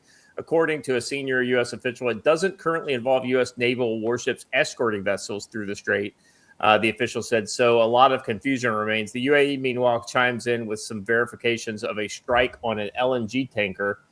It says a vessel was hit by 2 Iranian drones in Hormuz. UAE condemns the targeting of the ADNOC vessel. And then we've got some, AIS tracking of the vessel here. No gas, the sanctioned taker, no gas. Is currently attempting to That's a great name. No gas here. No gas on board. It's right in the name. Trump said, let's see, Iranian tanker crew swap in Pakistan. So this is kind of what we were talking about with that loophole. Some kind of good faith swap is in the work. Crew members of an Iranian ship that was seized by the U.S. after it failed to comply with the U.S. blockade on Iranian ports has been transferred to Pakistan for repatriation. The Pakistan's Ministry of Foreign Affairs said, as a confidence-building measure by the United States, 22 crew members held aboard the seized Iranian container ship MV Tuska has been evacuated. That's the one that we shot, isn't it, Joe? Yes. That we disabled. Have been evacuated to Pakistan, and the ministry said that in a statement on Monday, Pakistan's foreign ministry is facilitating their return. After a couple, man, if I were those guys, I would not want to go back to fucking Iran. Talk about the out of the frying pan into the fire. Yeah, they're gonna be hanging from cranes within a week. Tell me about it. Pakistan Foreign Ministry is facilitating the return. CNN had reported that the U.S. Central Command says the guided missile destroyer USS Spruance warned the Tuska repeatedly. Blah, blah, blah. Yeah, we saw that video the other day, and they shot those rounds into their engine room. Let's see. Iran warns U.S. it will attack. We warn any foreign armed forces, especially the aggressive U.S. Army, will be attacked if they intend to approach or enter the Strait of Hormuz. Evidently, that's not the case because we transited 2 destroyers into the Gulf of Arabia or the Arabian Gulf or whatever. Let's see. Iranian military is claiming it prevented U.S. destroyer from any. That's not true. Iran's zone of control. The irony here, Joe, is that Iran is really overstepping. If you look at this territorial waters map of the Straits of Hormuz here, blow that up. I mean, Joe, kind of walk us through it. There's basically 2 sides to that lane. One is through Omani waters, and the other is through Iranian waters, which is kind of interesting. Well, yeah, and that's the northbound and southbound traffic, or eastbound and westbound, however you want to look at it. But that's part of the agreement for running it. and that enables the collection of fares. It also delineates who's responsible for what, right? Wow. Who's responsible for safety and security in those.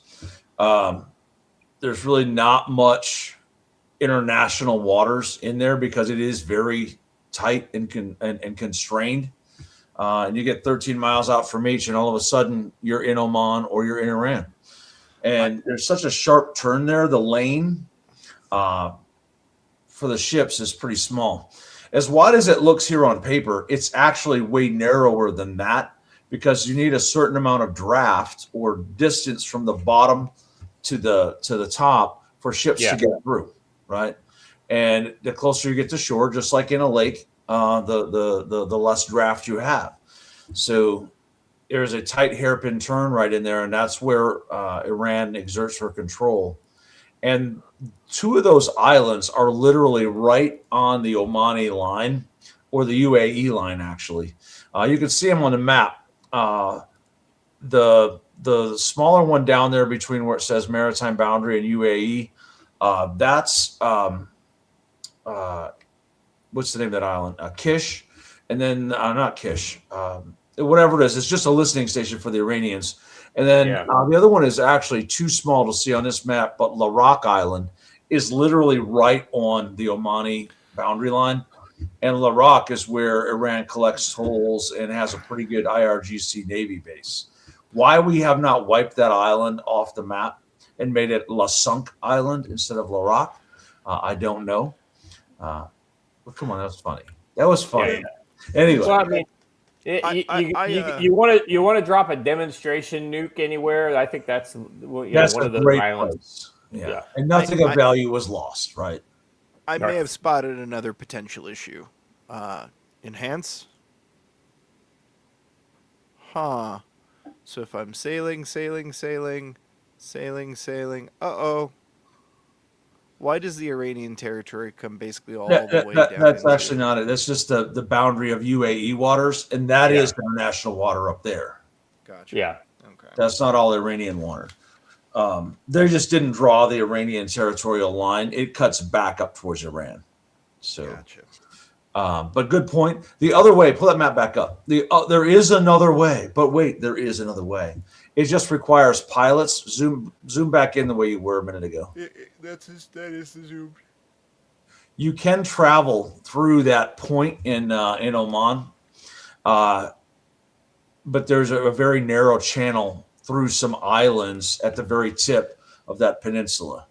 Much like going through Tierra del Fuego in Argentina, you can get through without going around the Strait of Hormuz. But it takes longer because you have to have a harbor pilot, and it's a very confined waters. What was the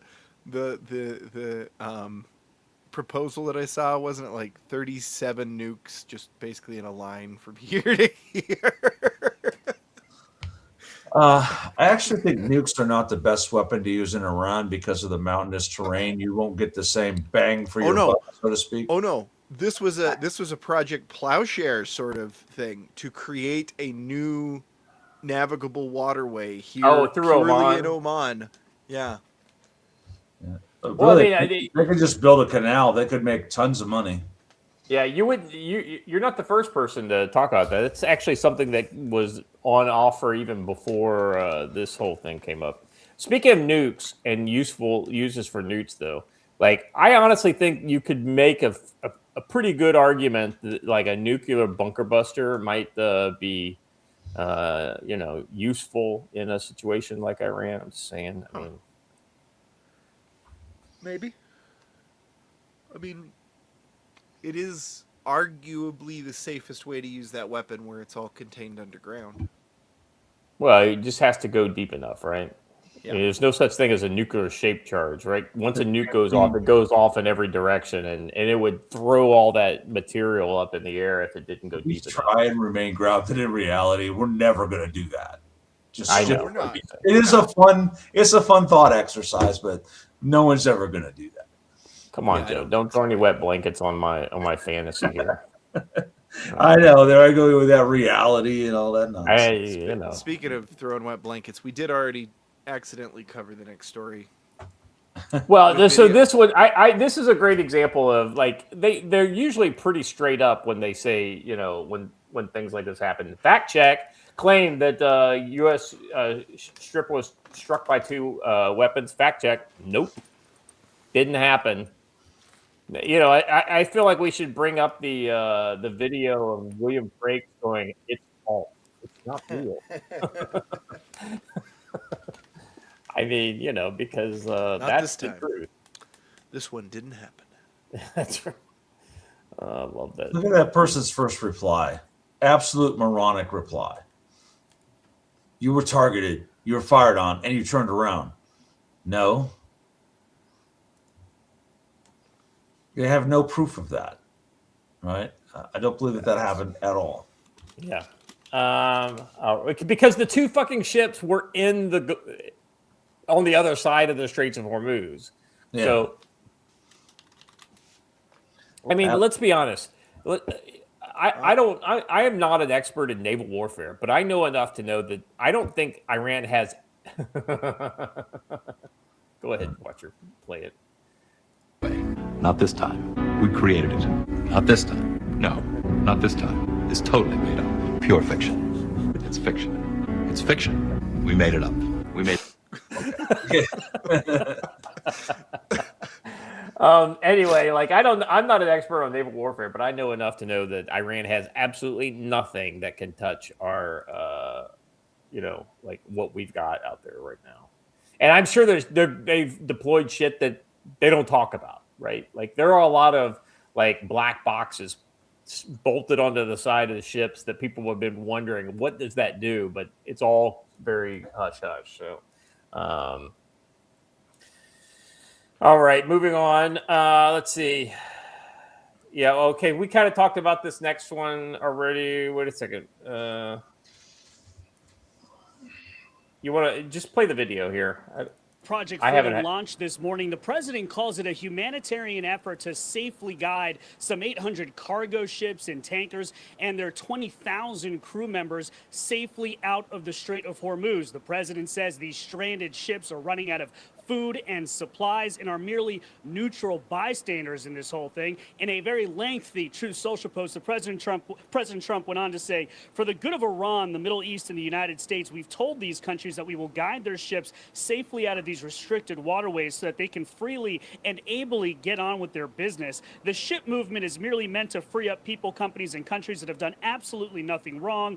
They are victims of circumstance. This is a humanitarian gesture on behalf of the U.S., Middle Eastern countries, but in particular, the country of Iran. The president warned Iran that any interference with this humanitarian mission will be, quote, dealt with forcefully. CENTCOM says guided missile destroyers, over 100 land and sea-based aircraft, and 15,000 service members are supporting this mission. Project Freedom is described as a coordination and information sharing effort to help guide these ships safely through the Strait of Hormuz. The Wall Street Journal reports U.S. Navy ships will not be escorting ships through the strait. The head of Iran's parliament's National Security and Foreign Policy Committee is, quote, warning any American interference in the new maritime regime of the Strait of Hormuz will be considered a violation of the ceasefire. The Strait of Hormuz and the Persian Gulf would not be managed by Trump's delusional posts. No one would believe blame game scenarios. The UK military says the U.S. has now established an enhanced security area for ships via Oman's territorial waters south of where traffic usually transits in the Strait of Hormuz. The UK warns that the security... He just said that. Going through Oman's territorial waters and going through that archipelago there does take longer. Donald Trump was right. They are running out of food and supplies on these ships, and there are no ports there with Chandler services of the scale necessary to keep this on going long term. So they do have to get these boats moved. I don't know that Iran has the capability to do the things that it keeps claiming it's going to do. And as soon as they do, like shoot at one of these in any kind of major way, they would essentially delete themselves. I like how they say that they would consider it to be a violation of the ceasefire, while as they continue to lob missiles at literally anything that moves, violating the ceasefire. So Yeah. All right. There's a name I haven't seen in a while. Alpha and Omega. The Primarch of the oh shit, Watcher. It's the Alpha Legion. Thank you. Always up for a good 40K reference. Project, what was it? Project what? What are we calling it? Freedom. Was Prosperity Guardian 2 taken? Did somebody already right? Because it sounds suspiciously like Prosperity Guardian. So, I mean, we're not. Well, there's no escorting, Joe. We're not escorting anybody now that we've announced. So essentially, what we're saying is Project Freedom is there's a chaplain standing on the deck, and as you come up to him, he goes, "Lord, we finna pray for you. Go on through."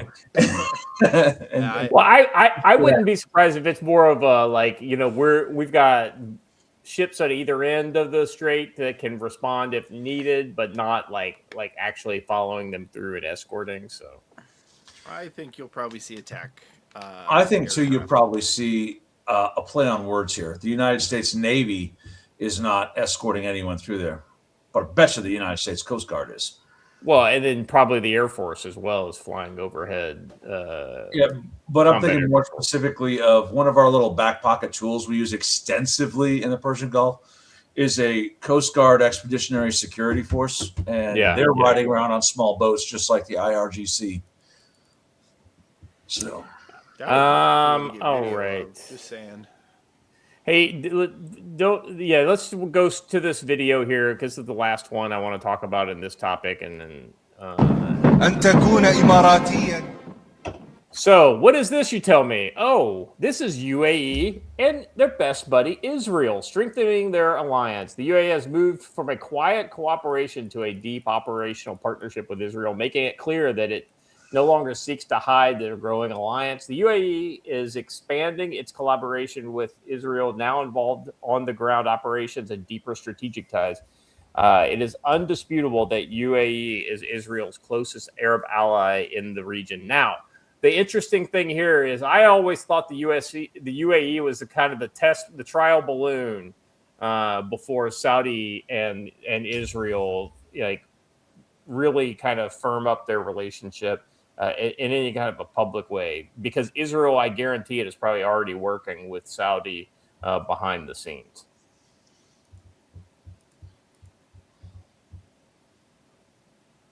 Yes.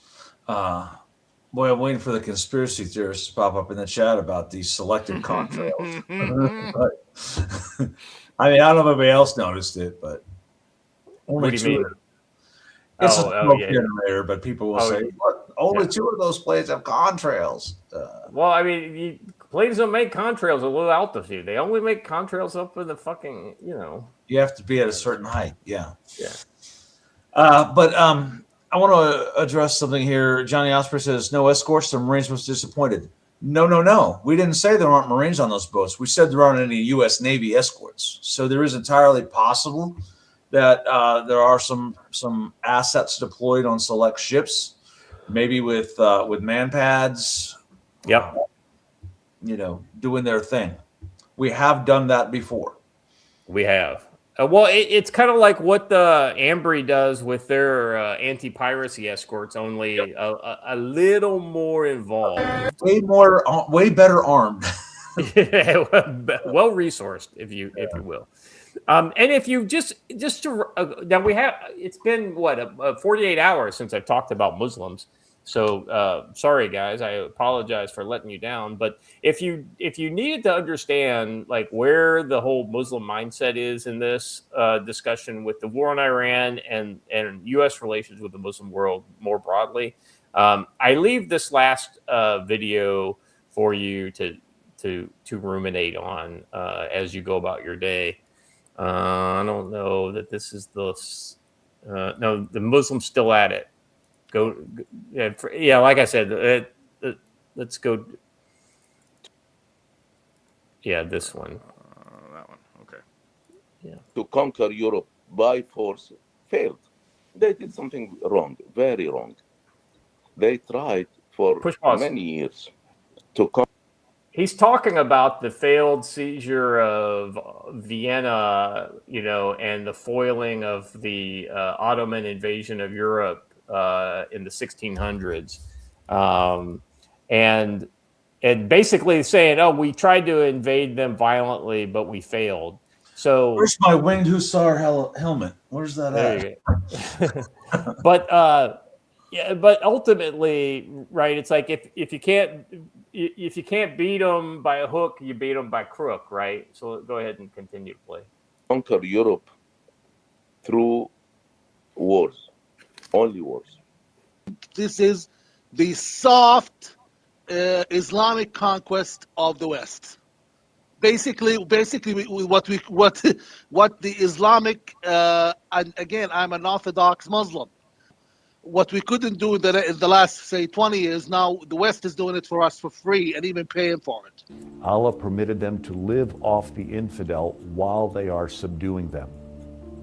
So it had sort of a parasitic type of attitude where they can live off of the host country, where their goal is to eventually eradicate the host culture and supplant it with 700 years.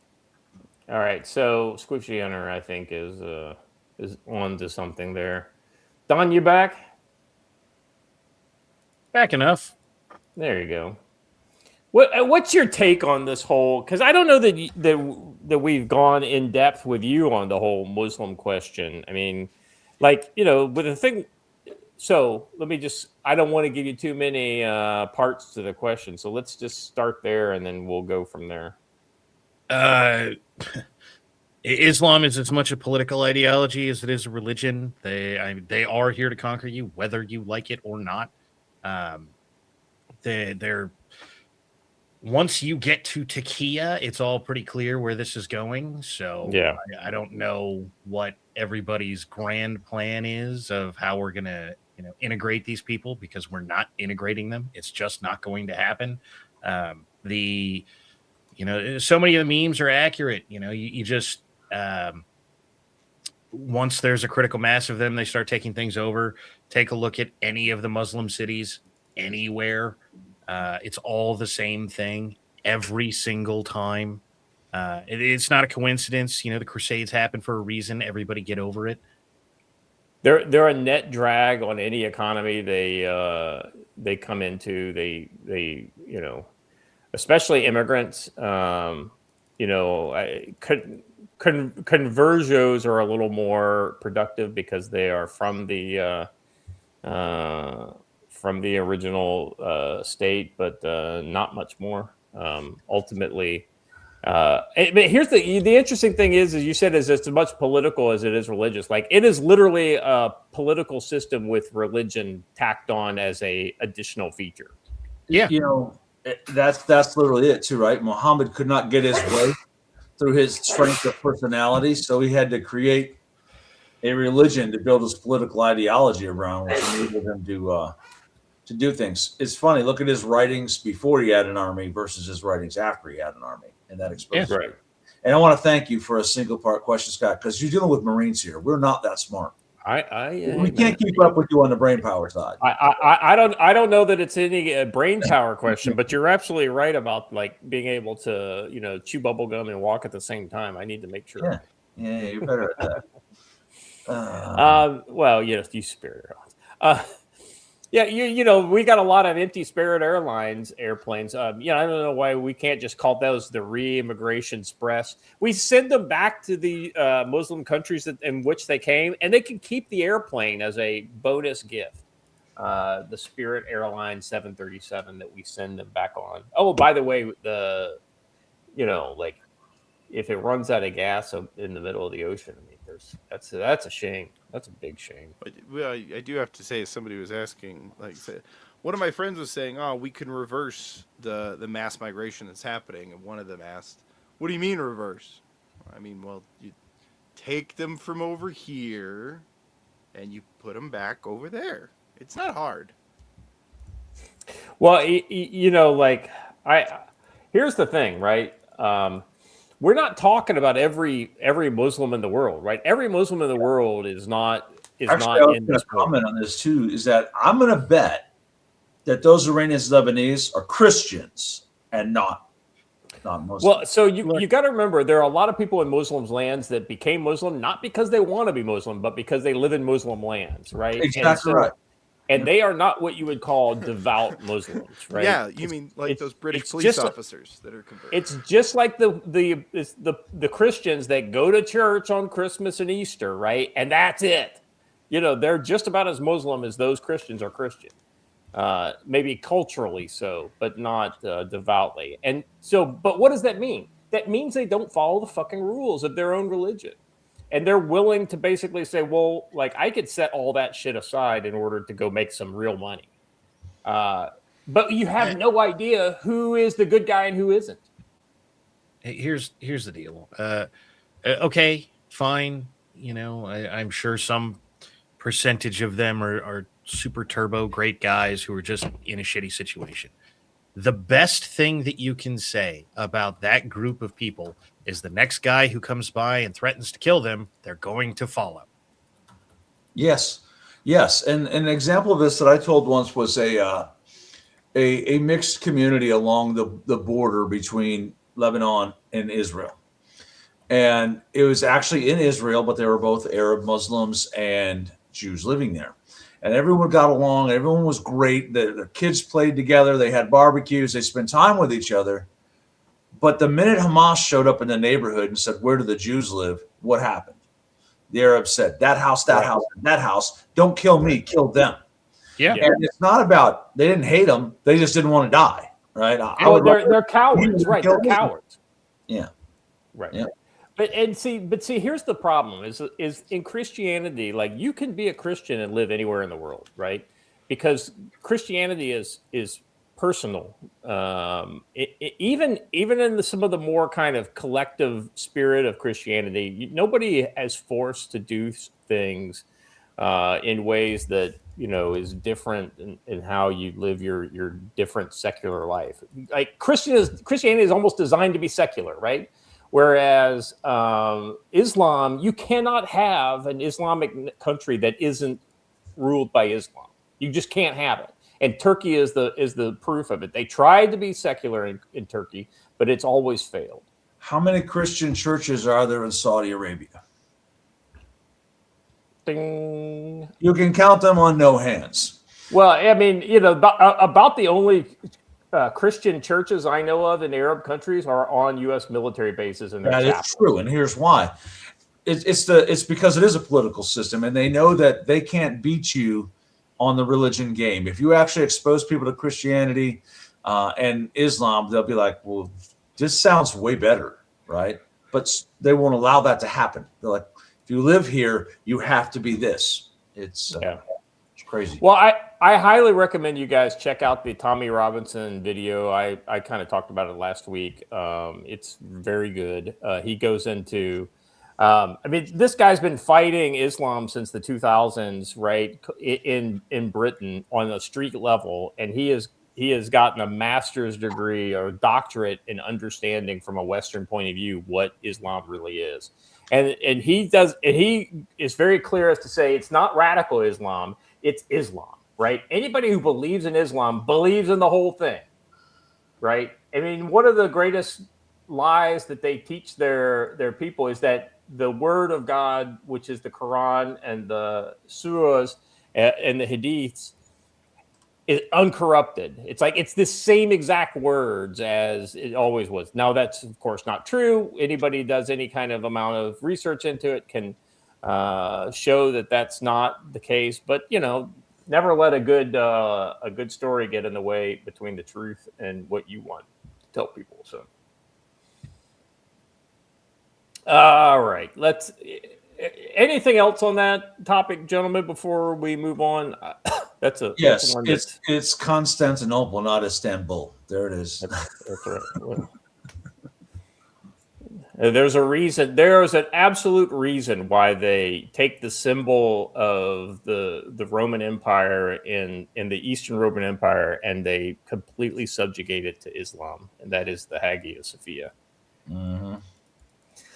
All right. Yes, so furious and whatever. Yes, the hadiths are actual insanity if you read them. Yeah. It's and by the way, none of this shit was written down until like 200 years after he died. So it's like it has the same problems that they say the Bible has, but the Bible is shockingly consistent across the ages. And whereas it wasn't until they did something back in the 1500s, I think, that all of a sudden all the other Qurans disappeared somehow. All right. Watcher, you got anything? You had a little outburst there. Oh, just no. Just was gonna go into a little bit of we'll just call it Islamic scholarship here, but no, it's not worth it. Just well, I tell you, we should schedule a show where we deep dive this topic, and we just do it for the whole show. We haven't done one of our deep dive shows in a long time where we dedicate an entire show to one topic. Yeah, so. I would love for people to understand it's not just that Israel or that Iran is the breakaway. They're like a breakaway splinter faction of a breakaway splinter faction, and it's quite interesting when you learn about it. Yeah. All right. Let's see. Let's go into the New World Order topic. One small minor point, because somebody just said something up here that made me think about this. When you go back to the original Star Trek, the original series, who are the Klingons supposed to represent? Uh-huh. Aha! And here we are today. If you look at an old school Klingon in the Star Trek, the original series, and compare them with folks from a certain region today and their mannerisms, they're the same people. Anyway. Except for Klingons were good at war and Muslims were never really that good at war. You know, like when they needed people let's be honest, the best Muslim warriors of all time were the Janissaries for the Ottoman Empire, and they were all fucking Europeans for the most part. There were Europeans that had a sword put to their throat and said, will you convert or do I keep pushing? I'll convert. Okay. There you go. You can be one of us. That's all it takes. The Klingons were from Djibouti. And let me just tell you, they were first sighted around Uranus. Well said. All right, let's go into this next topic here. The New World Order, or will Trump actually keep this promise and remove 100,000 soldiers from? He didn't make this promise yet, but this is a promise I wish he had made. Europe will lose billions in revenue if U.S. military bases shut down. Facts. Europe is by far in greater economic trouble than most people realize. In April 2026 report by the Institute of the Economic Affairs, it was revealed that UK's GDP per capita is lower than all 50 states, to include, how does it feel, Mississippi, to know that your per capita GDP is higher than the UK? That's fucking nuts. Including the poorest Mississippi. While the majority of Britons mistakenly believe UK has a wealthier than the US, data shows UK's average income lags behind the lowest performing US states, highlighting a significant economic gap. The quiet decline of the once mighty British Empire right under the nose of the general populace is just one of the many examples of Europe not understanding their own precarious economic circumstances. Our left governments on the other side of the Atlantic have openly sought to sabotage conservative political movements, imposing authoritarian lawfare and mass censorship in order to prevent losing their grip on power. The globalist leadership in these countries has designated the Trump administration and U.S. nationalist groups as a bad influence on their own citizens. Can I just say, watchers, scroll down a little bit and blow up this picture of these paratroopers getting on this bird. Yeah. This is so funny. Scroll over to the right. What? Yeah, there you go. What? the grocery cart. What do they use? What do they haul up to the bird on a grocery cart? I wonder. We have deployed the homeless from San Francisco. But the irony is like if you go to CIF on a U.S. military base, they all have grocery carts out in front, because what the soldiers will do is they'll put all their CIF shit in the grocery carts and then they'll just wheel them through the CIF, and it makes it such a faster process. Anyway, I thought that was funny. There's obviously two different nations' troops there. Well, I assume, yeah. I mean, it looks like U.S. and Europeans. Yeah. Or the Brits probably.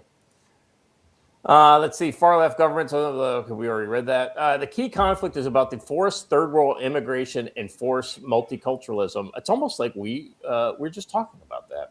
Leftist politicians desperately want this process to continue, but the U.S. is enforcing a migrant reversal, which makes Europeans wonder why their governments are not doing the same. The juxtaposition, I don't know that we are enforcing a migrant reversal yet.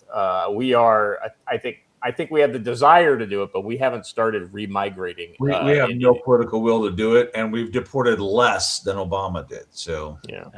Okay, so two major things. One, we have net negative migration, which, I mean, it's a political term, so yeah, it doesn't mean anything on both accounts, right? But equally, the Obama thing is so bad just because it's, you can't. If I call every time that I run into an immigrant and tell him to go away, a deportation, I personally deport a lot of people. Yeah. And this is the kind of game Obama played.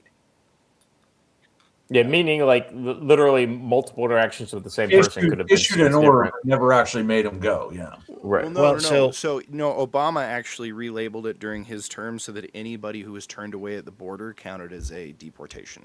Exactly. And so the number of people actually living in the U.S. who were deported under Obama is not a knowable number because he intentionally classified both together.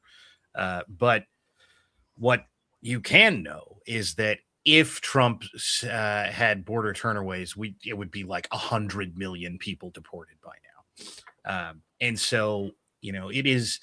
I know everyone likes to stand on this and like, but Obama, this, that, and the other. No, that's a good point. I didn't know that. I didn't realize it was that much. I've been trying to tell people that for a while. That's been one of the ones that the Tard right has been echoing. They are giant fans of this, and what it mostly comes down to is I want a black pill. Nothing against Joe. I don't think Joe wants to black pill. I don't want anyone to take that away from this. Allow me to rephrase.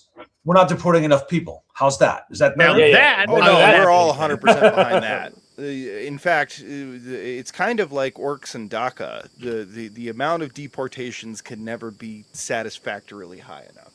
Yeah, I'm going to quote Barack Obama on DACA. It's not legal, but I'm going to do it anyway. So was illegal then? It's illegal now, and I don't understand why we're still debating it.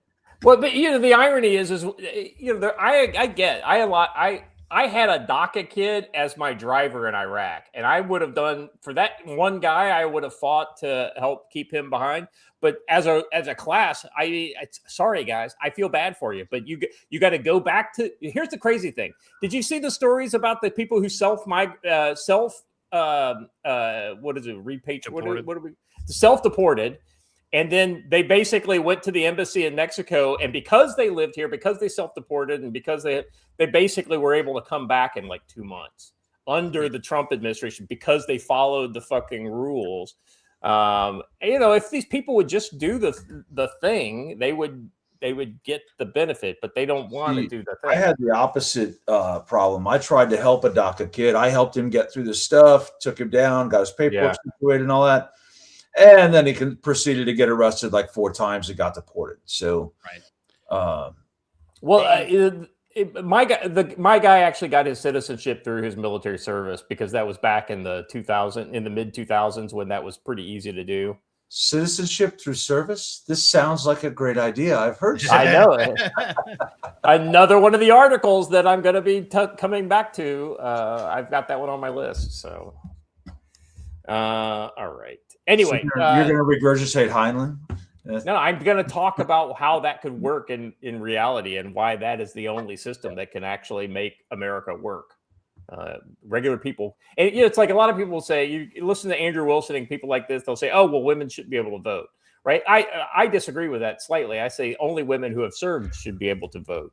But then again, only men who serve should be able to vote. So correct. Yep. That's the way you solve that problem. Look, that and landowners, not renters. I don't want to be that much of a pedant. Literally anything that limits franchise at this point is a good thing. Yeah. Yes. Yeah. Right. Yeah. Our problem now is like, if you've ever existed anywhere in the world, you get to vote in the United States election. Whoa. Joe Dutchman coming over to the top of the 20 bomb. Thank you very much. May the 4th be with you.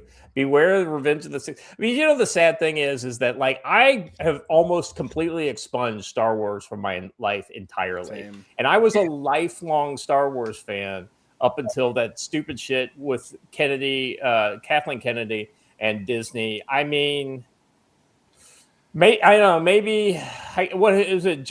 Is it the Clone Wars guy is in charge of Disney Star Wars now, right? I started raising a fuss and knew there would be an issue the moment they said they were getting rid of the extended universe. Yeah, well, you're talking about the when Disney took over. Yeah, well, Legends now. She even said, "Oh, Marvel was easy because they had a bunch of books. They had a lot of thousands of comic books to draw from. You had the entire fucking extended." Years later, she came back and was like, "Well, Marvel, it was easy. Yeah, all these stories we were just ready to draw from. Fuck you, get fucked." All right, Sir Xavier, you missed the mark with this one. I was the old guy standing in line for this movie and saying, "What the fuck is that thing?" Yeah, Jar Jar Binks. If you remove Jar Jar Binks from the entire thing, it changes nothing. So he's an unnecessary character. Well, the irony is that there is a fan edit that actually removed him almost entirely from it, and it's a cleaner story without him in there. Yeah. And a lot shorter runtime. Yeah. That's the Phantom edit, I believe. Oh wait, yeah, I think Well, anyway, rumor has it Filoni's going to remove the sequel trilogy, starting with the Man and Baby Yoda. So here's the thing: the Mando movie is coming out, I think, this summer. Yeah, I saw an ad for it last night.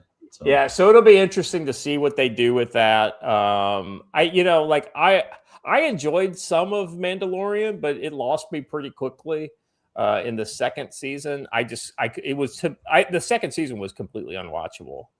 And then the Boba Fett thing came out, and that was fucking horrendous. That's the Boba Fett thing was where because I even did a live stream with Xevious, me and Xevious, and I can't remember if there was anybody else on that. And I felt bad because it was on his channel, and I was basically just fucking destroying it. And he was such a, so if you didn't know, Xevious was a 501st Legion guy. He had his own full set of Stormtrooper outfit. He was a in the weeds deep fan. He went to cons and all that shit. And so I kind of felt bad because I was just because he wanted to like that stuff so much, but he was just like us, he saw the woke shit. But it's hard to struggle with your childhood when you're watching it being destroyed in front of your eyes. Dove Omega raises a great point. When they killed Han Solo, that was it. Yeah. Yeah. So you had to do one necessary event, right? You only had to do one thing, and that was to put all three of them on screen at the same time, and they fucking completely failed that test. Oh, they did it on purpose. Oh, of course they did. Of course they did. I keep seeing these edits, and they're pretty good. But the destruction is the entire point, right? So.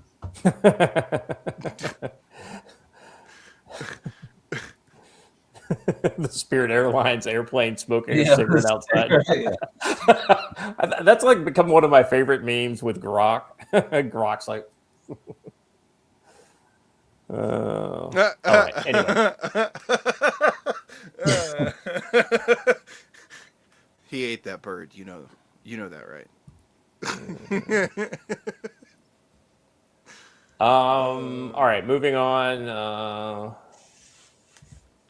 No, So here's the thing. The next one is from Wall Street Mavericks, and people do not understand this, and I've been hearing people from our side trying to argue against pulling troops out of Europe. Do you think it's free? Do you think Europe pays us to have them there? No, or do you think we pay all of those salaries and then all of the money that they get paid goes right into the local European economy and directly out of your taxpayers' coffers? This goes back to, and I see you having the same argument every day. The Europeans are not our friends. Okay. Yeah. They're not. Their interests and ours no longer align. If they did at any point in the past, that's questionable. Hold on. I have a direct thing for this before you move on because I want to hear what both of you have to say. But you said it, and there's a succinct sum up for this. The people who believe Europe are our friends are the same people who think the stripper loves them. Yes. Think about all of the economic support a U.S. base gives to a foreign community, not just from the guys spending their money in that community. Comrats that are issued out, like commuter rations money, housing allowances, all that money goes into that local economy, and that's U.S. taxpayer dollars just being dumped into other countries, right? Yeah. Yes. And it's crazy. I think I would rather that money get spent in the U.S. I don't get me wrong. All the money that we spend in Europe every year wouldn't just immediately come back to America, right? I mean, but like for instance, because we wouldn't get rid of those 100,000 troops. We would end up keeping them in America, or we would send them to other places in the world. Now, what would that do? Well, that would create economic opportunity in the United States, because guess what? If you all of a sudden had 100,000 new troops over, say, a 3-year period come back to the U.S., who's going to build those barracks? Well, it's going to be, construction workers. So there are construction jobs. There are local jobs. They would bring money back to these. They would be spending money off of Fort Hood and off of Fort Benning and places like that, instead of out of Schweinfurt and Grafenwehr and places like that where they're at currently now. So I mean, it's just there would be a huge economic swing back to the States, and it would create many multiples of the dollars that we spent over there. Let's take a look at the easiest number to pick up. What is BAH right 100%. now for a PFC? Okay. Yeah. Let's see here. 2026 BAH table. BAH without dependence. There we go. In E1 is like 1,000 to 3,000, depending on where you live, right? So that's $100,000 a month headed back to the U.S. Okay. Yeah. So, but even if that's not it, there needs to be more talking about this, because there's a thing that goes around specifically from the Europeans who want us to help them in some way.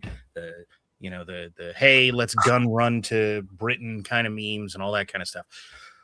You may notice that they will happily reference the special relationship or European heritage or whatever their favorite buzzword term is, until the other side has any responsibility whatsoever.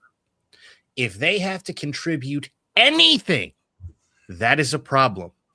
Europe is unironically the black guy in Detroit demanding reparations. Okay. He has slightly better phrasing. Analogy. He has slightly better phrasing, but it is the same thing. Think about the boon and pawn shops, surplus stores, strip shops. That would happen.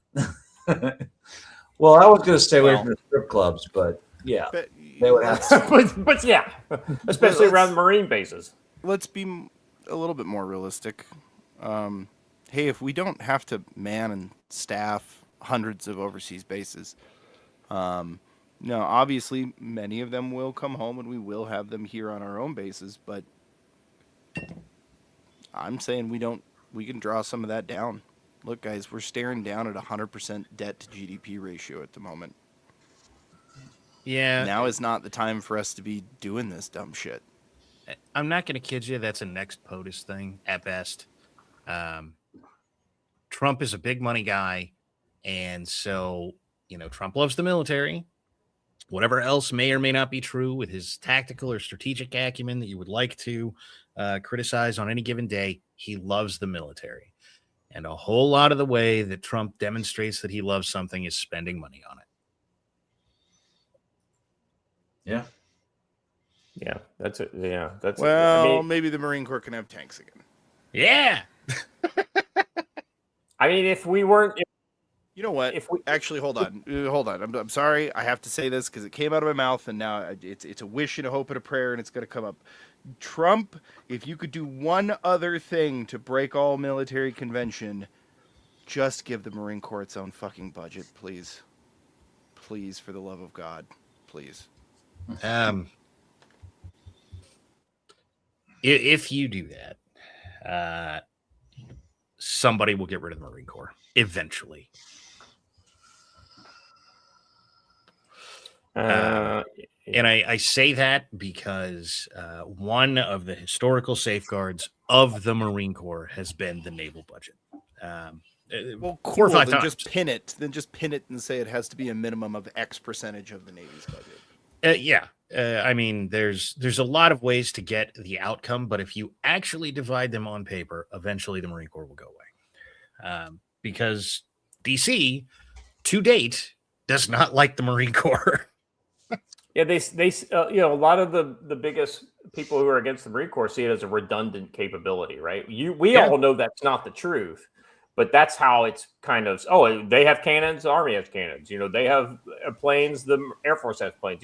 Show me where. And then you've got these dumbasses that say things like, "Oh, well, the largest amphibious invasion of all time was done by the Army." Okay, well, got it. But even that day, the anti-Marine Corps institution was at work because what did Eisenhower say when the admiral said, "Look, I can get you off that beach. I've got 600 Marines sitting right here." Yeah, right. What did he say? Yeah, can't do that. Those Marines will be insufferable, and so we lost more lives than were necessary that day. Well, no, and what did MacArthur say in the Pacific after Guadalcanal when General Archer? General Vandergrift, Archer is his first name. General Vandergrift gave his list of guys he wanted to get the Medal of Honor. MacArthur said Marines have enough medals and downgraded everyone one level. So yeah, didn't they later kind of rectify that? They did on some of the guys, but not everyone. Yeah. All right, let's move on to this next one here. We got a couple more, and then we'll let you guys go. So they're just mad the USMC can pass an audit. Look, if you only give a guy $20, it's really easy to account for $20. Right. Yeah, that's the one nice thing about the Marines is they're the only service that can pass the audit. But then again, when you look at their budget, it's like what is it? The 1999 TJ Maxx gear. Yeah. Well, look, Trump upped the USMC budget dramatically. We got like $100 last year, so that's right. Don't be ungrateful, Marine. Hey, this is the first thing I saw when I was almost like the same afternoon that I found that my retirement date. I also saw that Trump was raising military pay 5 to 7% across the board. I was like, my God, why? Well, look at it this way. It wasn't going to be for you anyway. That was lower enlisted. No.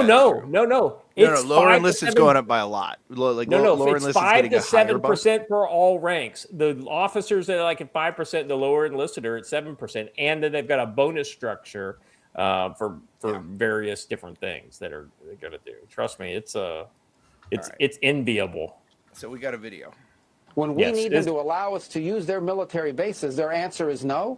Then why are we in NATO? You have to ask that question. Why do we have billions and billions of dollars, hundreds of billions of dollars, over the years, trillions of dollars, and all these American forces stationed in the region? If we can only use, in our time of need, we're not going to be allowed to use those bases. So I think there's no doubt, unfortunately, after this conflict is concluded, we are going to have to re-examine that relationship. We're going to have to re-examine the value of NATO and that alliance for our country. Ultimately, that's a decision for the president to make. and he'll have to make it. We're going to finish the job here. As I said, we're very, very close to achieving our objectives on all of these things that I've outlined. But I do think, unfortunately, we are going to have to re-examine whether or not this alliance that has served this country well for a while is still serving that purpose, or has it now become a one-way street where America is simply in a position to defend Europe, but when we need the help of our allies, they're going to deny us basing rights and they're going to deny us overflight? I think these are very legitimate questions that we need to be asking, and this are going to have to be very carefully examined after this conflict is over. I'm sorry. If anybody has any statement, and the chat by all means chime in. Holy shit! Literally. Listen. But $20 is $20. But $20 is $20. If anybody has any objection to anything he said there, by all means, voice it. Yeah. Because, look, this is the history of NATO, basically since inception. Once World War II was over, but we all need to fight the Russians. And then the first thing Europe did was go, well, maybe we shouldn't let the USSR make us communist. We'll just do it ourselves. Gibbs. Hey, guys, Detroit black guy demanding reparations 100% of the time. Yeah, guys, I hear there's an island just south of Florida that we might be able to stash 100,000 troops on if we need a place to. Here's another funny one that people have been saying is we'll conquer Europe. I don't want Europe, motherfucker. What? No, we don't want Europe. No, you couldn't talk me into taking it. Right. Like. This isn't Risk. You're not getting an extra 2 guys every turn. That's not how this works. Hey, it's 5 guys for Europe, but yes, you're right. Yeah, what you're actually getting is a bunch of whiny bitches who want your stuff. Okay, we have enough of those. Yeah, I mean, no. So here's the other side. It's not just that they want our stuff, right? Like it would be. That has been the relationship forever. Let's quantify what the difference is. And I said it earlier, and I've been saying it pretty consistently.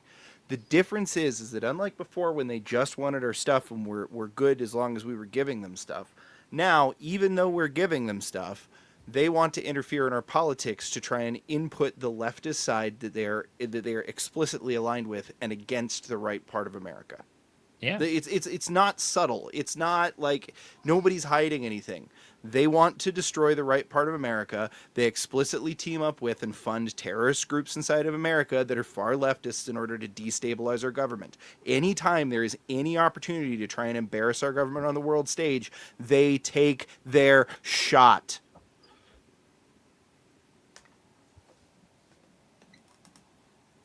All right, guys, let's watch this last video. This is, I guess, it's official. The U.S. confirms. I think this is a left of center account, but by the bellicose nature in which. I don't know. Hold on, though. I like this screenshot because it looks like Marco Rubio is just like rolling his eyes. He's just like, fuck you, God. All right. Stop talking to me. I'm so pissed that Trump makes me talk to these fucking idiots. All right. Oh, that's the case. Need to take over the Venezuelan oil industry. Well, we don't need to. First of all, let me go back up. We don't need Venezuela's oil. We have plenty of oil in the United States. What we're not going to allow is for the oil industry in Venezuela to be controlled by adversaries of the United States. You have to understand, why does China need their oil? Why does Russia need their oil? Why does Iran need their oil? They're not even in this continent. This is the Western Hemisphere. This is where we live. And we're not going to allow the Western Hemisphere to be a base of operation for adversaries, competitors, and rivals of the United States. Have specific oil companies. We also want to see that oil and the proceeds from it. Hold on. We want to see the oil proceeds of that country benefit the people of Venezuela. Why have 8 million people left Venezuela? 8 million, the single largest mass migration probably in modern history, left Venezuela since 2014 because all the wealth of that country was stolen to the benefit of Maduro and his cronies in the regime, but not to the benefit of people of Venezuela. You know how destabilizing 8 million migrants is? The number one fear that Brazil has, that Colombia has, that all these countries in the region have about what's happening in Venezuela and our involvement is they're afraid of another mass migration event. That's what they fear. This is deeply destabilizing stuff. It's not going to continue to happen. They are not going to come from outside of our hemisphere, destabilize our region in our own backyard, and us have to pay the price for it. Not under President Trump. Let's talk big picture. So I thought that was a really great articulation of the kind of the where the rubber meets the road with the Monroe Doctrine and why we have to reinstate it as a kind of a. I think there are a couple cutouts. Clearly, Canada is part of NATO and things like that. And Canada thinks that they could just invite China in. They're getting ready to learn. And you better recognize Canada. And then we've, of course, got the British, islands and the Falkland Islands. They can have those islands as far as I'm concerned. But if they are so feckless and wasteful that they can't hold them, then we shouldn't step in to defend them for them. So, so there's that. If anything, the Falklands should be independent, I think. But what do I know? Gentlemen, thoughts on what he said about the reason why we step in for things in the Western Hemisphere? I think he's right. I don't know though that intervening in Cuba is really the way to go. Containment actually works for us and has been. Yeah, I don't disagree with that. I'm not a big fan of just like muckery, like just stirring shit up in Cuba. But if Cuba, articulates like, listen, we're tired of America, we want to align with you. If they were to do something like that, then we could be more. But then it's more of a soft power thing. Yeah, it's a soft power thing at that point. It's not a military thing. But if they do FA, they should FO. So, yes. But I don't think so. Right. Evidently, there is a ship, cargo vessel on fire 36 miles north of Dubai. Engine room fire, cause unknown. UAE air defenses are responding to a second missile threat tonight. Iran already fired 4 loitering munitions at UAE earlier today. 3 intercepted. I mean, it sounds like they're breaking the ceasefire. I mean, all bets are off at this point.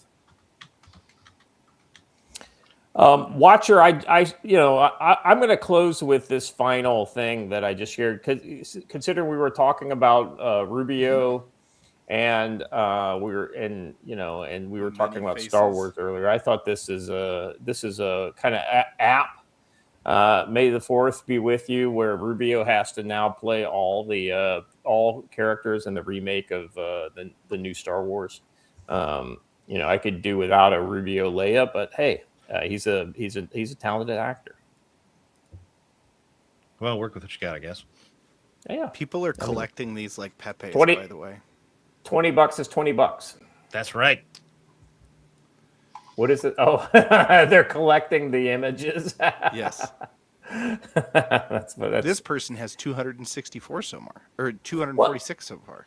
Wow. The greatest thing about this is that this meme is going to get him elected president someday. I'm not for that. Rubio is very good as long as he has somebody above him telling him not to be retarded. I tend to agree. I like him, but at the same time,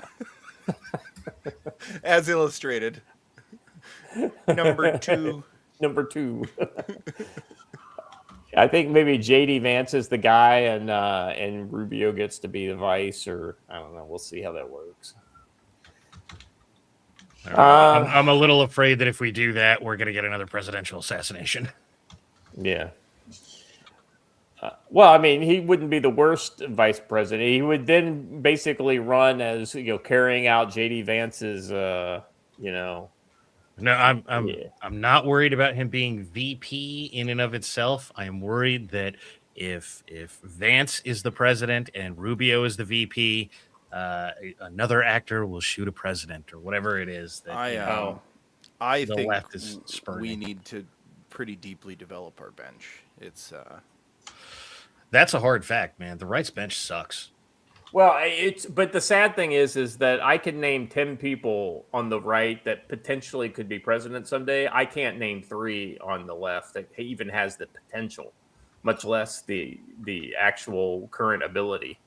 Oh, Look, we're way over time, so we should go. But I will say, as long as we're there, God, it's crazy watching Gavin Newsom fall apart like a zombie corpse left rotting in the sun for a few months. It's whatever gets that done, because fuck that guy. Oh my God, that talk about somebody crazy.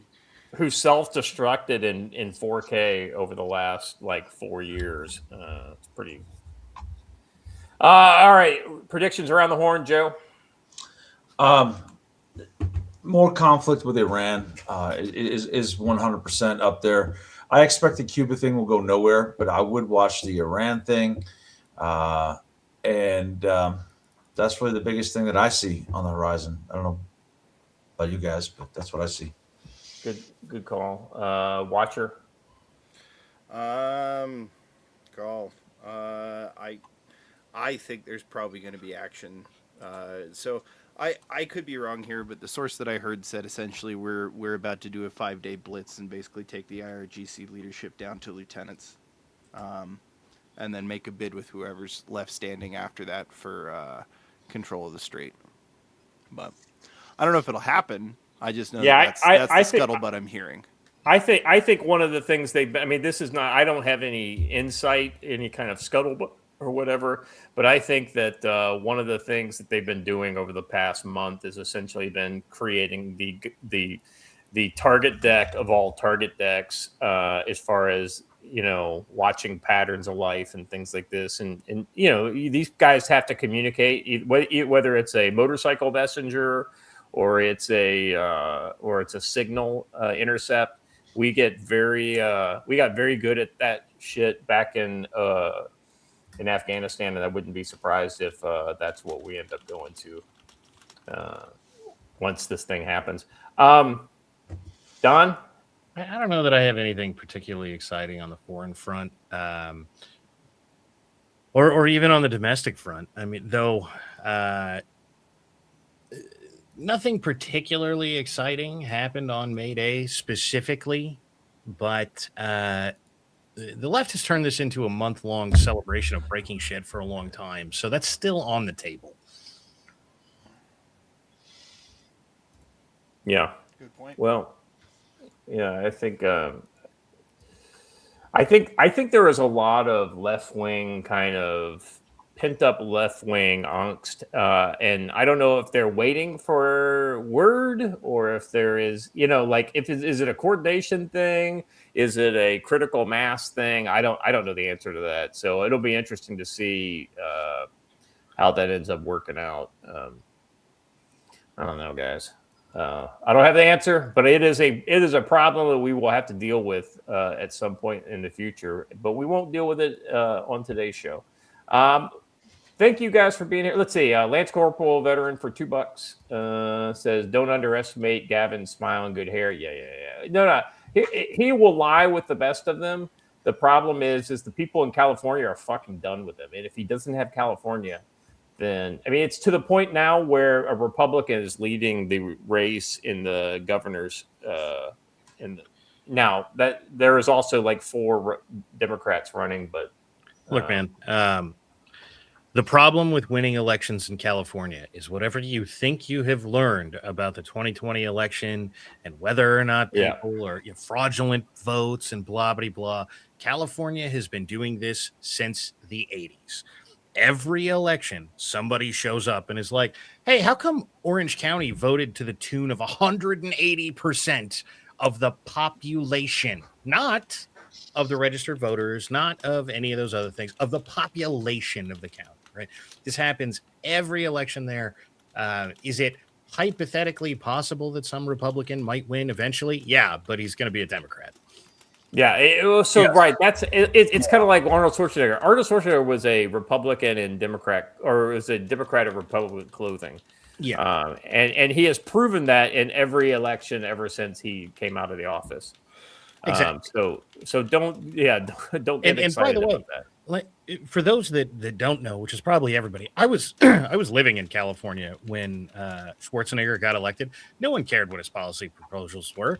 Unironically, every single person I talked to was like, he's going to governate, man. He's going to go in there like the Terminator and terminate as a governor, and he's going to be the governor. Because that meme quality was more important than who's actually running the state for the actual voters. Yeah. All right, gents, that's all I got for today. Thank you for being here. Appreciate you, Don, for jumping in with us. You know, the invite is always there. We appreciate it when you jump in, and when we do that Muslim show, I definitely want to get you in on this because there's a lot of crossover for hours. Well, I mean, you're being in Texas too, because Texas is basically their ground zero in the U.S. So some stuff that some things that need to be said. I would just want to make sure you're able to come for that one. Yeah, let me know. Guys, that's all we got. Thank you for being here. Chat, you guys were awesome. Panel, you guys were awesome. We will be back on Wednesday, as always. If you haven't done already, please subscribe to the channel. Hit the bell for notification. Like the video. Comment, please, if you have ideas, especially if you have ideas about the things that we should be doing. Feel free to DM me over on X. My DMs are open.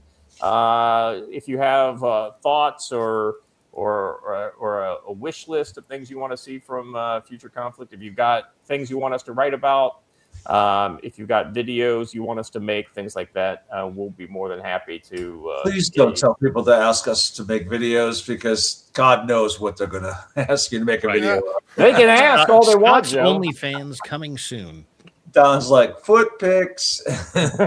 Obviously.